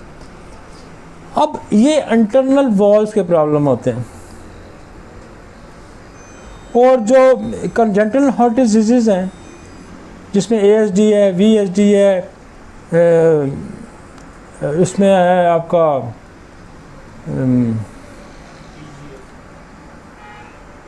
PDA है, patent ductus ऑर्टियोसिस है, ये congenital आ जाता है। कुछ हमारी related हैं rheumatic heart disease, और वो है आपका इन्फेक्शन, थ्रोट का इन्फेक्शन, जोड़ों का दर्द, फिर वल्वर हार्ट डिजीज़। इसकी वो कहता है 4 चीज़ें आप अगर कर लेते हैं, 4 चीज़ें, क्या? थ्रोट, फीवर, जॉइंट पेन और जॉइंट पेन क्या होती है? शिफ्टिंग पेन होते हैं, एक जोड़ में फिर दूसरे पे फिर तीसरे, joint pain. Cardiac and chorea, रशा, हाथ भी कांपते हैं इनके। ये 4 पैरामीटर आपको अगर मिल जाते हैं तो आप सीधे चले जाएंगे ये तो रूमेटिक है। और इसकी कॉज क्या है? स्ट्रेप्टोकोकस, एसओटी इसका बड़ा होगा। ये बैक्टीरिया मोस्ट कॉमन कॉज इसको करता है, और ऑटोइम्यून डिजीज भी इसको कॉज कर सकती है। अब यहाँ रोमेटाइड आर्थराइटिस आ जाएगा, वो डिफरेंट और चीज आ जाएगी। रोमेटिक, रोमेटाइड, वो दोनों फर्क है। वो ऑटोइम्यून डिजीज है, उसमें आरए फैक्टर पॉजिटिव आएगा, उसको क्या कहेंगे? Rheumatoid arthritis. वो जब हम जोड़ों के दर्द पड़ेंगे हम उसको फिर भी, लेकिन चूंकि यहाँ रूमेटिक कार्डिक डिजीजेज जो आती हैं उसका ये चैन है, थ्रोट, जोड़ों का दर्द, हार्ट के अंदर वॉल्वर जो वॉल्व्स हैं उसके अंदर जो चेंजेस ले आता है, ये लेके आता है। तो आपको हिस्ट्री में अगर ऐसा मिलता है, और इसमें ये जो प्रोलैप्स हैं, मेटल वॉल्व प्रोलैप्स हैं, ये बहुत ज़्यादा इनहेरिटेड डिजीज़ और जेनेटिक फैक्टर्स भी आ जाते हैं। इसमें बहुत अच्छा रेडियम करती है, लाइकोपोडियम, ऑरोमेट, ये बहुत अच्छा काम करती है। नारोसिरोसिस, ये वीएसडी में भी यही दवाइयाँ बहुत अच्छा काम करती हैं। नेक्स्ट, और ये क्या प्रेजेंट करेगी? चेस्ट पेन करेगी। आप मज़ीद इन्वेस्टिगेशन करेंगे, आप उसको लिख देते हैं, चेस्ट पेन है, एग्जॉस्शन से हो रहा है, ब्रीदिंग और डिफ़िकल्टी है, आप उसको लिख दें, इको करवा के ले आए जी, अगले दिन पढ़ लें आप। यहाँ चेस्ट एक्सरे, इको, जब चेस्ट का पेन आ जाए तो आप चारों रिजल्ट भी आप डिमांड कर सकते हैं। आप कहेंगे चेस्ट एक्सरे करा लाएं, आप स्कैन करा सकते हैं, आप इको करवा सकते हैं, आप इन्वेस्टिगेशन करवा सकते हैं, फ़ौरन लिख दें, बंदा भी खुश हो जाएगा। आजकल जितने टेस्ट लिखे ज़्यादा ही खुश होता है मरीज़, कहता है यार डॉक्टर ने ये भी लिख दिया, और फिर साथ जब ठीक होते हैं तो कहते हैं शुक्र अल्हम्दुलिल्लाह। जो डॉक्टर है ना, बहुत सारे, वो मरीज़ जाता है ना 15 टेस्ट, आप फीस भी दे दी 15 टेस्टों की, तो नाल शुक्र अल्हम्दुलिल्लाह भी नाल, क्योंकि वो टेस्ट ही ठीक थे, गैर ज़रूरी टेस्ट थे, उन्होंने ठीक ही होना था। लेकिन शुक्र है डॉक्टर साहब, यह भी ठीक आ गया, यह भी ठीक आ गया, यह भी ठीक आ गया, क्योंकि वो सारी मार्केटिंग भी होगी, साथ मरीज़ भी घेरा गया, पैसे भी ले लिए गए, नाल शुक्र अल्हम्दुलिल्लाह भी हो गया। Next, panic attack. अब बहुत सारे मरीज़ आपके पास आएंगे, इनकी प्रेजेंटेशन ही डिफरेंट होगी, नेक टेढ़ी होगी, डीप ब्रीथ लेगा, आप खोलेंगे तो कोई पीछे कहानी होगी। तो पैनिक अटैक, डिसअपॉइंटमेंट, ग्रीफ, उनको पैनिक अटैक्स होते हैं। और पैनिक अटैक जब होता है तो वो कोई भी सिम्टम साथ क्रिएट करेगा। उसको क्या हो सकता है? उसको सर दर्द भी हो सकता है, उसको चेस्ट पेन भी हो सकता है, उसको मोशन भी हो सकते हैं, उसको कुछ भी हो सकता है। लिहाजा ये कॉज इग्नेशिया है, नेट्रोमी। और आज हमने एक कैंसर का पेशेंट देखा है हमने, और अल्लाह करे वो उसको अल्लाह सेहत भी दे, और हमने उसकी डायग्नोसिस बनाई। और वो पहला केस है जिसको मैंने रेपर्टाइज किया, मैं कम ही मैं रेपर्टरी खोलता हूँ। तो उसकी ये हिस्ट्री थी कि इसके वालिद की जब डेथ हुई है,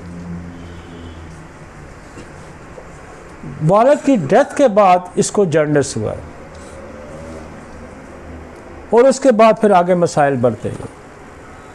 तो मैंने जब रेपर्टरी खोली तो जॉन्डिस फ्रॉम ग्रीफ एक ही दवाई लिखी हुई थी, एसिड फॉस, एक सिंगल दवाई लिखी। और मुझ पे लोगों दोस्तों का प्रेशर था, मेरी तरफ देख रहे थे कि यार बस यही लिख के दे रहा है, मैंने कहा नहीं, कॉज पे एक ही आ रही है तो इसको एक को ही लिखना है। फैमिली हिस्ट्री में चेस्ट इन्फेक्शन था, हमने कार्सी ट्यूबर को एड्रेस करके एसिड फाल दे दिया, अल्लाह रहम करे। मैं एक बात करता हूँ कि वो कॉज क्या है, ग्रीफ कॉज है, पैनिक है, और पैनिक ने बॉडी के अंदर केमिस्ट्री चेंज कर दी है। मैंने एक औरत के कैंसर को ठीक किया सिर्फ इग्नीशिया से, कार्सिनोसन इग्नीशिया दे दे के, और वो मेरे पास आए थे, उठा के उसको लाए थे, और उस वक्त वो 70 ईयर, वो जाके कोई 90 के करीब उम्र में मरी है वो औरत। और जब भी उसका बेटा मेरे पास, अम्मा काम कर रही है, अम्मा चल फिर रही है। आज भी कई पेशेंट आपको प्रेजेंट हुए होंगे जो कहते थे कि हमें 2-2 बंदे पकड़ के लाते थे, हमें उठा के लाते थे, हम घर के काम काज कर रहे हैं।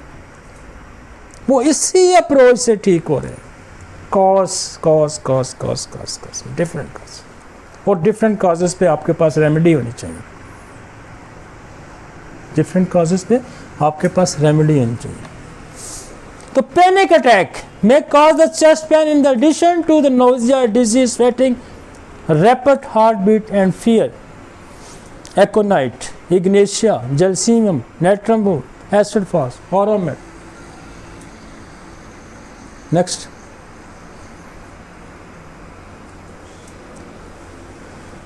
पेरिकार्डियाटिस। पेरिकार्डियाटिस का एक तो inflammation of the sac around the heart के जो गिर्द झिल्ली है उसमें अगर इन्फेक्शन हो जाता है तो उसकी वजह से भी पेन हो जाता है, और ये बहुत कॉमन उसमें स्ट्रेप्टोकोकस में मिलता है। ब्रेटाकार्प, kalmia, lithium carb, spigelia, spongia, lachesis. Next, pleurisy, फेफड़ों में पानी का पड़ जाना। अगेन ये सारी पैथोलॉजी लंग्स के अंदर, ट्यूबरक्लोसिस, एस्थमा, प्लूरेसी, ये जो मैंने 4 बेसिकली देखे ना।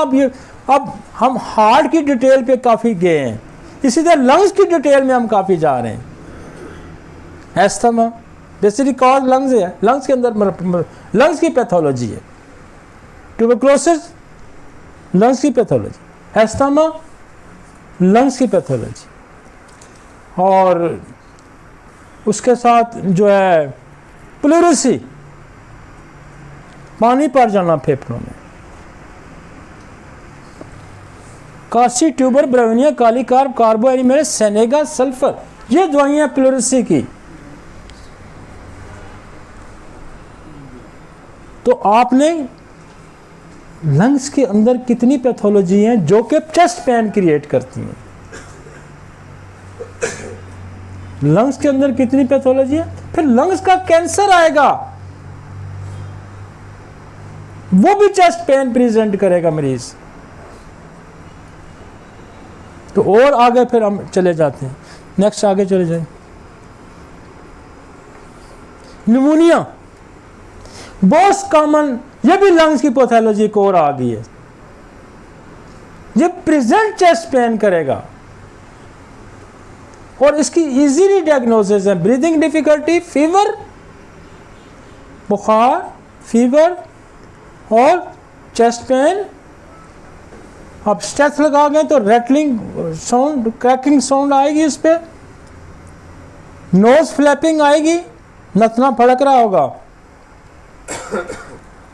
और पेन है। निमोनिया की तरफ जाना है आपको। किसकी तरफ जाना है? निमोनिया की तरफ जाना है। ट्यूबर, न्यूमोकॉक्सिन, लाइको, चिल्ड्रोनियम, एंटोमटाइड, फास्फोरस, ब्रेविनिया, दवाइयां देखे घूम घाम के वही आ रही हैं, लेकिन काजेस चेंज हो रहे हैं। आपने एड्रेस किस तरह करना है? नेक्स्ट,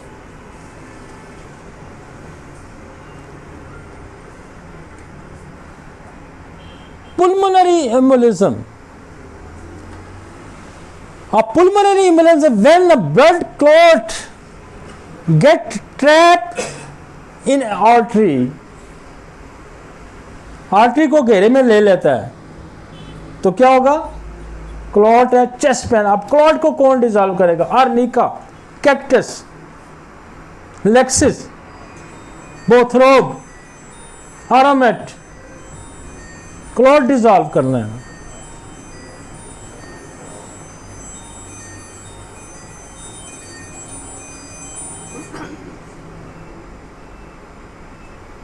योर लाइफ थ्रेटेंड है ये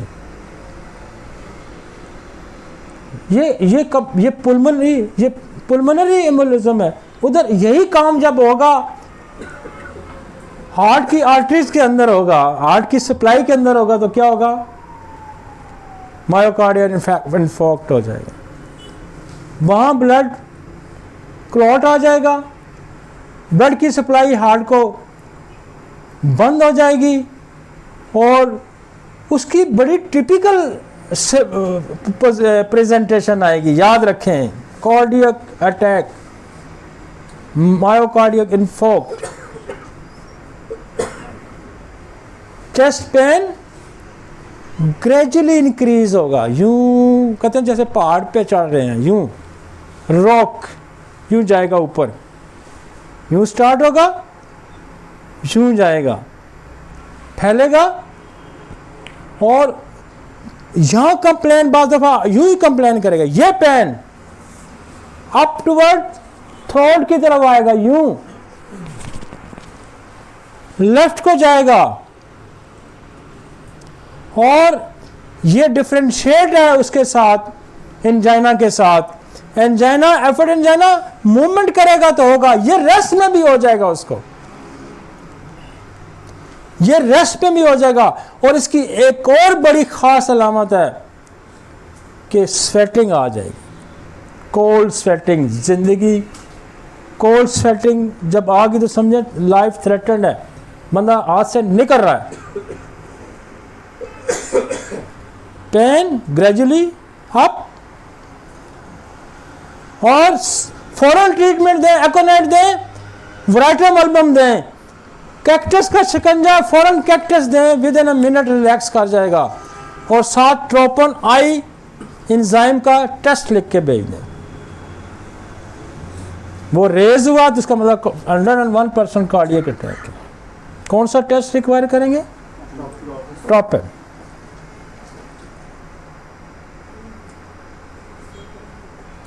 वो आपको आधे घंटे में रिजल्ट आ जाएगा, पता चलेगा रेस। कभी भी इसको और ये फौरन रेस्क्यू करेगी आपको एकोनाइट, फौरन रेस्क्यू करेगी वराइटम एल्बम। कैक्टस तो कभी, मैं कहता हूँ मुझे ज़िंदगी में कभी ऐसा नहीं हुआ कि कैक्टस ने मिनट से ऊपर टाइम लिया हो। अगर अब होता क्या है, जब वहाँ क्लॉट आ जाएगा प्रेशर शिकंजा पड़ जाता है, यूँ स्क्वीज हो जाती है ना आगे, यूँ स्क्वीज होना ये कैक्टस है। यूँ स्क्वीज हो, ये शिकंजा पड़ जाए, दिस इज द कैक्टस। बड़े लोगों को बचाती है ये हार्ट अटैक में, 1 में फौरन मतलब इसका अगर उससे 1 मिनट में शिकंजा पड़ा, कहेगा हाँ जी बस पकड़ लिया किसी ने, पकड़ लिया मेरे दिल को किसी ने, यूं हाथ उसने रखा होता है, पकड़ा गया दिल। वो मेरा दोस्त है डॉक्टर हफीज, वो हमेशा कहता है हार्ट वाला कभी यूं नहीं कहता मुझे यूं दर्द है, वो कहेगा यूं हाथ रखेगा, उंगली वाला नहीं। उसको उधर शिकंजा पड़ता है ना, उसका हाथ भी यूं जाता है। तो डिफरेंट है, वो मूवमेंट करेगा, एंजाइना वाला तो पेन स्टार्ट हो जाएगा, मूवमेंट एक्सर्शन से हो जाएगा।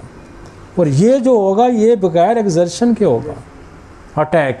अक्सर बंदा कहता है लेटा हुआ था, डॉक्टर साहब एकदम ही पसीने ठंडे आए ने, दिल का दर्द हुआ, उठा के गए, बंदा रास्ते में कोलैप्स कर गया।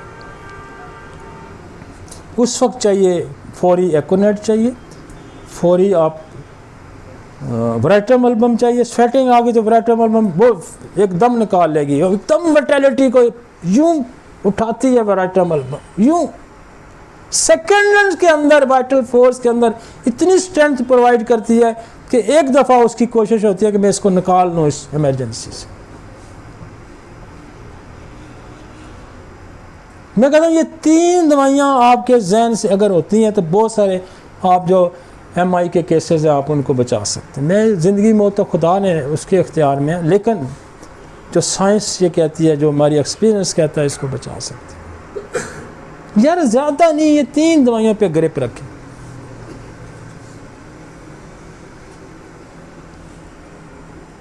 नेक्स्ट चलते हैं। हार्ट अटैक, मैं इसको कर गया हूँ। Chest pain is one of the 5 main symptom of the heart attack. The other are pain in the jaw, neck or back, lightheadedness, weakness, pain in the arm or shoulder, shortness of the breath and sweating भी लिख दें साथ। ये presentation है heart attack की, दवाइयाँ मैंने लिख दी हैं। Next, myocarditis. Myocarditis is when the heart become inflamed, resulting a symptom similar to heart attack. ये ऐसा ही होता है कि बस गया, चेस्ट पेन, फीवर। अच्छा, यहां डिफरेंशिएट करेंगे, वहां फीवर नहीं होगा हार्ट अटैक में। जेकर जब इन्फ्लेमेशन ऑफ हार्ट की आएगी, इन्फेक्शन आएगा, तो फिर साथ जहां इन्फेक्शन आएगा फीवर आएगा। और अगर ये प्रेजेंटेशन और फीवर है तो आप ये समझें कि इन्फेक्शन है। स्ट्रेप्टोकोकस बेसिलियम ओरम and kalmia lachesis. Next, angina. Angina बार बार अटैक होता है, बार बार। और जी थोड़ा जब मैं वजन चुकता हूँ दर्द हो जाता है, खाना खाता हूँ पेन हो जाता है, वॉक करता हूँ पेन हो जाता है, और रिपीटेड होता रहता है। That is the angina. Feels like as squeezing pain in the pressure on the chest, it occur when not. और यही इस तरह की जो सिम्टम है, ये एक आर्टरी का कोई मुंह खुला होता है, तो ये जब एफर्ट्स करते हैं उस पर प्रेशर पड़ता है तो ये पेन होता है। और यही बढ़ते बढ़ते बढ़ते हार्ट अटैक, ये बढ़ते बढ़ते हार्ट अटैक। अब लेटोडेक्टिस मकड़ा बहुत अच्छा एंजाइना को रोकता है। पेस्ट यूं होगा, राइट को भी जाएगा, लेफ्ट को भी पेन जाता है, इसका दोनों तरफ जाता है इसका। एकोनाइट है, लेक्सिस है, सफोकेशन करेगा, पेन करेगा। जब भी दर्द होता है, पेन होता है, दरवाजे खोलो, खिड़कियां खोलो, तो लेक्सिस देंगे, फौरन ठीक कर देगा। कालमिया, कालमिया का रूट मैंने आपको बताया था, ऊपर से नीचे, वो जो स्ट्रेप्टोकोकस वाला रूट है इसका, पहले गला, फिर जोड़, फिर दिल। लिथियम कार, जोड़ों का दर्द, हार्ट का दर्द। मरीज कहेगा जी मुझे जोड़ों का भी दर्द होता है, मेरा हार्ट का भी दर्द है, फिर लिथियम कार बड़े मजे की लगेगी। सेंचुरस, दर्द फ्रंट से बैक को जाएगा, यूं कहता है यूं हार्ट में दर्द होगा जी, पीछे क्रॉस कर जाता है। सेंचुरस कभी फेल नहीं होती इस पे, यहां से पीछे जाएगा, यहां से पीछे जाएगा, यहां से तो दवाइयां बदल जाएंगी। यहां से पीछे जाएगा तो फिर क्या हो, चिलिडोनियम है, यहां से पीछे जाएगा तो फिर बिस्मथ है। ये स्टोमक का पैर है, एपिगेस्ट्रियम का। कालमिया भी यूं आता है, लेटोडेक्टिस भी यूं आता है, लेक्सिस भी यूं आता है। और यहाँ कोरिलेट करेगा, बाद दफ़ा हम इस बाजू के पेन को हार्ट के साथ रिलेट कर जाते हैं। नो, दर्द यहाँ से उठ के बाजू में जाएगा, दर्द यहाँ से उठ के बाजू में आएगा तो फिर सर्वाइकल के इश्यूज आ जाएंगे। इधर से आता है, हाँ जी इधर भी होता है जी, इधर भी होता है, फिर यूं आता है, फिर तो सर्वाइकल में कंप्रेशन आ रहा है। मैंने सर्वाइकल यहाँ इसलिए जान के छोड़ दिया है कि मैं वो चाह रहा हूँ कि मैं सारी रूमेटोलॉजी इकट्ठी कर दूँ।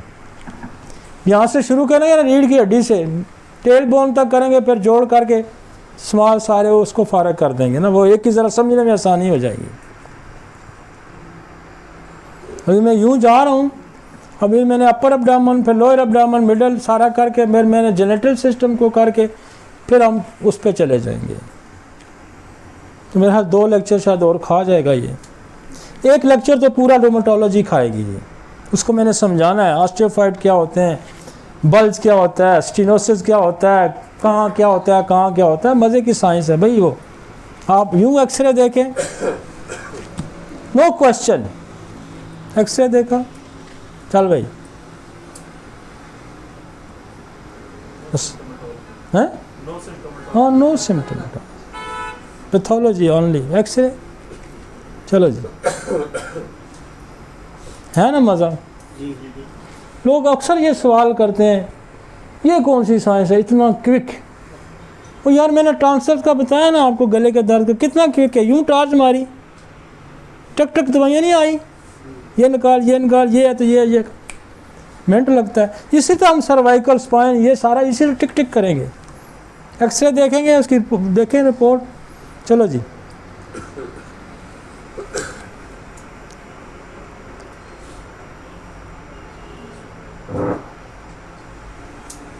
सेंचुरस क्या है?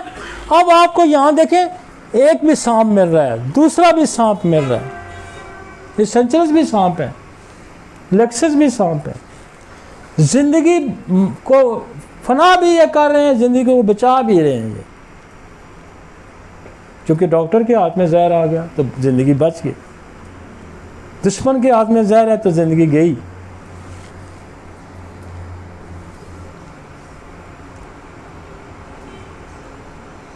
अच्छा, इसके साथ एक बड़ी मज़े की दवाई है हेमोटॉक्सिलॉन। ये कहता है कि मरीज आके कहता है डॉक्टर साहब किसी ने यहाँ सलाख लोहे की घुसा दी है, लोहे की सलाख। वो कहते हैं यहाँ से दर्द क्रॉस कर रहा है, सेंचुरस। लोहे की सलाख जब आ गई दिल के अंदर घुस गई, हेमोटॉक्सिलॉन। नेक्स्ट एक दवाई में, मेरा एक दोस्त है डॉक्टर उस्मान खानेवाल, उसने यहाँ एक और दवाई बड़ी मज़े बताई, हालांकि वो लीवर की दवाई है, चेलिडोनियम। वो इस पेन में भी बड़ा मज़े का काम करती है और मैंने बेशुमार मरीज़ों को दी है, आप भी ट्राई करें। यहाँ चेलिडोनियम, ये पेन हार्ट का, इसे ऐड कर दें चेलिडोनियम, और वो कसरत से मैंने भी काफ़ी मरीज़ों को दिया और वाकई फ़र्क पड़ता है। हालांकि वो कभी जहन में ही नहीं आती कि हार्ट में चेलिडोनियम का कोई रोल होगा, लेकिन वो काम करती है। एक और दवाई है मैग्नोलिया। ये कहता है कि ये ऐसा कहता है हार्ट अब बंद हो जाएगा, हार्ट बंद हो जाएगा, हार्ट मेरा स्टॉप कर जाएगा। ये किसकी सिम्टम भी है? ये जलसीमियम की भी है। ये चलेगा तो हार्ट स्टॉप हो जाएगा, ये जलसीमियम है, रुकेंगे तो हार्ट स्टॉप हो जाएगा, ये डिजिटेलस है। तो ये कह रहा है मैग्नोलिया में की सिम्टम है कि feel as the heart would cease to function, heart function करना बंद हो जाएगा और चेस्ट पेन की कंप्लेन आएगी। साथ ये भी कहेगा डॉक्टर साहब कोई बात करो जी, मेरा दिल बंद होने लगा। This is the presentation.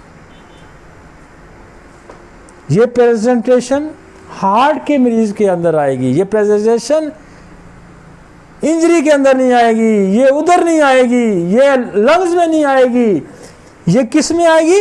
Heart. Heart मेरा बंद होने लगा है। मजे की है ना science. Next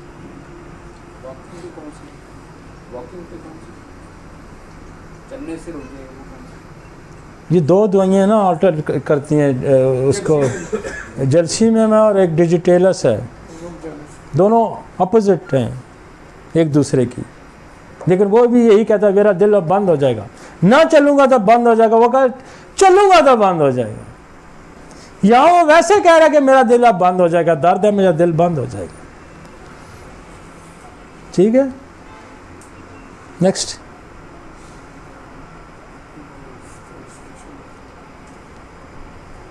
Aortic dissections.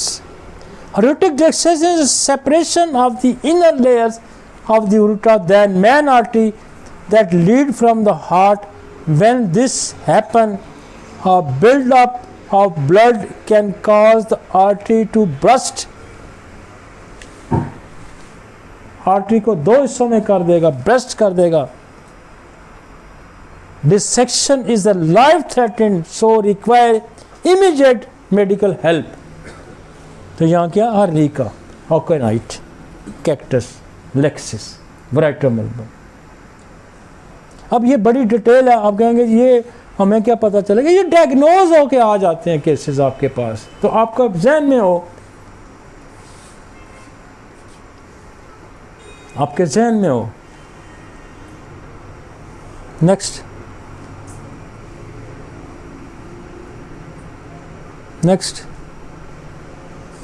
coronary artery dissections, sudden intense pain that happen to tear across the chest, neck, back. Pressure जब पड़ता है, नहीं निकलता तो बाद आर्टरी में टीयर आ जाता है. जब टीयर आ जाएगा, जब बस्ट हो जाएगी आर्टरी, ब्लड फ्लो इतना प्रेशर करता है कि आर्टरी को फाड़ के रख देता है, तो फिर आर्निका, फिर कैकेटस, लेक्सिस. नेक्स्ट, अब यहां एक और दर्द आ जाएगा 25 नंबर पे, pancreatitis. One rare symptom of the pancreatitis is a pain in the lower chest that is made worse by laying down flat. सीधा लेटता है तो दर्द बढ़ जाता है, और बैक पे दर्द होता है. कंप्लेन कहेगा कि यहाँ दर्द है और फिर पीछे चला गया, थोड़ा लोअर एरिया होता है इसका, थोड़ा लोअर एरिया होता है और पीछे होता है. इसके लिए आसान एक साथ आप फौरी तौर पे आप ये जज कर लें कि ये पैंक्रियाटाइटिस है, यहाँ से हुआ फिर बैक को जा रहा है, या थोड़ा यहाँ होगा तो बैक को जाएगा तो पित्ते का हो जाएगा. और पित्ते के, मेरा एक दोस्त है मेडिकल स्पेशलिस्ट डॉक्टर, जो वो कहता है मैं पित्ते के दर्द को बड़े आसानी से पहचानता हूँ. मैं यहाँ उंगली रखता हूँ और मरीज को कहता हूँ सांस ले, तो वो फिर सांस नहीं ले सकता, कहता नहीं मेरा सांस रुक जाएगा. This is specifically symptom of gall bladder stone. यूं प्रेस करें, और लिवर का पेन यूं पूरा एरिया घेरा होता है, यूं पूरा एरिया. ये थोड़ा एरिया, वो पूरा एरिया घेरा होता है. लिवर का पेन भी पीछे जाता है लेकिन एरिया ज्यादा घेरा होता है, यूं टेंडर होता है एरिया. देखिए ना, डायग्नोसिस मजे की है ना. यूं रखो, सांस लो, नहीं सांस नहीं. फिर अब आयरस वर्स्कुलर है, पैंक्रियाटिनो में, चिलिडोनियम है, कोनियम है, ड्रास्टिस है, सियानोथिस है. ये किसकी पेन की है? और आयरस वर्स्कुलर बहुत अच्छा, पैंक्रियाटिनम बहुत अच्छा रोकती है. और टेस्ट रिक्वायर कर दे, माइलेज, लाइपेज, रेज होंगे. 2 टेस्ट लिख दें कि आप जनाब ये लाइपेज करा लें, माइलेज करा लें. रेज हो गए, कन्फर्मेशन होगी कि इन्फेक्शन है, इन्फ्लेमेशन ऑफ पैंक्रियाटिस है.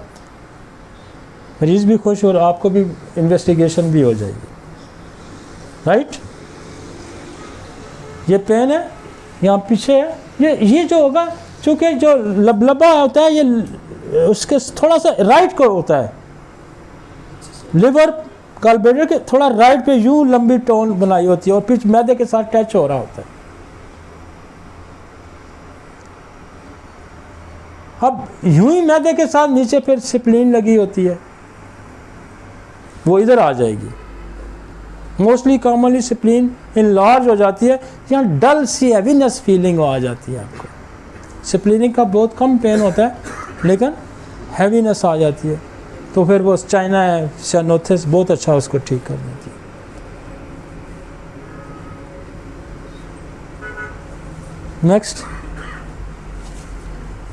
Next the pulmonary hypertension. pulmonary hypertension is the blood pressure in the arteries that carry blood to the lungs. जो lungs को आर्टरी जा रही है उसकी प्रॉब्लम की वजह से ब्लड प्रेशर रेज होता है. In some case this may result in the chest pain. Belladonna, ग्लोनाइन बहुत कॉमनली यूज होगी. जब ब्लड प्रेशर की वजह से चेस्ट पेन हो जाएगा तो फौरी बेलाडोना दे, फौरी ग्लोनाइन दे, सेटल डाउन कर देगा.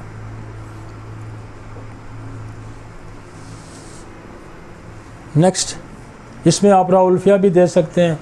इसमें आप फिर ब्राटा मेयोर है, इसमें ओरोमेट है, इसमें रेडियम है, बाकी चीज़ें भी हैं. लेकिन जब एक्यूट आपको नज़र आएगा तो एकोनाइट, बेलाडोना, ग्लोनाइन फौरन जाती है. नेक्स्ट, अच्छा 26 की थी, 32 वाली नहीं की थी ना, ये ठीक. अब इसके आगे आ जाएगा वो, फिर मेरा बहुत ज़्यादा काम ख़राब हो जाएगा लंबा में. अब हम इसके बाद हम क्या करेंगे, हम अपर एब्डोमेन करेंगे जिसके साथ गॉल ब्लैडर भी आ जाए. वैसे तो मैं बोल भी गया हूँ, लेकिन हम लिवर को भी करेंगे, फिर स्टमक को भी करेंगे, फिर ड्यूडेनम को भी करेंगे, फिर हम सेंट्रल एब्डोमिनल एरिया, आंतों का दर्द आ जाएगा, उसको करेंगे. फिर इधर आ जाएगा lower abdomen, appendix, ovary, kidney, uterus, genital system का सारा वो हम करेंगे. एड्रेनल ग्लैंड आ जाएगा, उसके पेन आ जाएंगे. और उसके बाद फिर हम चले जाएंगे एक्सट्रीमिटीज़ पे, फिर उस पे चले जाएंगे, हैं जी, रोमाटोलॉजी पे चले. फिर हम कुछ पेन जहाँ चेस्ट के अभी एक पेन रह गया उसको नोट करें कि हम इस मेमोरी पेन्स, मेमोरी ग्लैंड्स का पेन अभी रह गया है, उसको अगर ऐड करते हैं तो मैं साथ साथ उसको भी कर जाता हूँ. क्यों जी, फिर ये एरिया सारा क्लियर हो जाएगा. चेस्ट के अंदर ही आ जाता है, ये ब्रेस्ट पेन आ जाते हैं. तो ब्रेस्ट पेन में मोस्ट कॉमन कॉज जो होती है, लंप आ जाता है.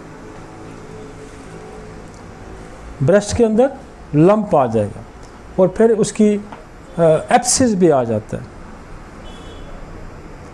इसी तरह हम लिवर के एब्सिस भी करेंगे. लेकिन अब ब्रेस्ट के अंदर एक तो वो औरतें उनको पेन होता है जो बच्चे पैदा करने के बाद फीड नहीं करवाती, तो उनका पेन आ जाता है. फिर यहाँ चोट का भी पेन हो जाए. अक्सर कोई बच्चा की हाथ लग गया, कोई बॉडी की टच कर गई या कुछ, तो ब्रेस्ट पेन आ जाता है. वो क्या करेंगे, जहाँ भी ग्लैंड्स के अंदर इंजरी के पेन आ जाएंगे, वहाँ के आर्निका, वहाँ बैलेस परनस, वहाँ कोनियम, वहाँ ओरोमेट. तो ब्रेस्ट इंजरी की वजह से कोई पेन आ जाता है तो आपने फ़ौरन हिस्ट्री पे जाके फ़ौरन को जी चोट लगी है, आपने आर्निका, बैलेस, कोनियम को एड्रेस करना है. ये दो बड़ी दवाइयाँ हैं, बैलेस परनस और कोनियम. चाहे वो टेस्टिकल इंजरी है, किसी भी ग्लैंड्स की अगर इंजरी है तो ये दो दवाइयाँ फौरी दो. फिर ये दूध ना पिलाने की वजह से दर्द आ जाता है तो पल्साटीला है, लेक्सिस है, लेक्कैन, नेक्कैन बहुत बड़ी दवाई है. दूध ड्राई भी कर देती है ये. अक्सर मैं फीमेल्स आके कहती हैं जी वो जी दूध जो बच्चे को बंद करना है, ड्राई करना. अब लेक्कैन की एक डोज सीएम की ड्राई कर देगी. अब लंप आ गया था तो लंप की वजह से पेन आ रहा था. यहाँ बहुत अच्छा काम करती है, सबसे ज़्यादा जो काम करती है ब्रेस्ट के पेन में वो है stage rubrum, bufo, फाइटोलैका, conium, कार्बो एनिमेलिस. Heart stone के पेन जो होते हैं, स्टोनी लाइक ट्यूमर है, कार्बो एनिमेलिस. कोनियम भी स्टोनी लाइक पेन है. और वैसे जो पेन बहुत ज़्यादा कॉमनली हम यूज़ करते हैं वो एस्टेज रूब्रम करते हैं. बुफो भी बहुत अच्छा करते हैं. फिर कार्सिनोसम दे सकते हैं, फिर सिक्रीनम दे सकते हैं. राइट, कुछ चेस्ट को फिर मैं वापस आ जाता हूँ 4-5 हिस्सों में। इंजरी को करेंगे स्पाज्म, लंग्स को कंसीडर करेंगे, ओसोफेगस को कंसीडर करेंगे, हार्ट को कंसीडर करेंगे। तो ये 4-5 जो मैन हैं, लेकिन फिर इसकी हमने आपको डिटेल भी, यहाँ होगा तो ये होगा तो ये होगा ये होगा, सारा मैंने कर दिया, कख नहीं छोड़ा। फिर भी कोई सवाल है तो मैं उसके लिए हाज़िर हूँ। सर 2 टाइप्स होती है, पेलिडेसी की 2 टाइप्स होते हैं, कोल्ड पेलिडेसी, ड्राई पेलिडेसी। ड्राई पेलिडेसी में पेन होता है, क्या ब्रायोनिया झिल्लियाँ खुश्क हो जाती हैं। मज़े की दवाई,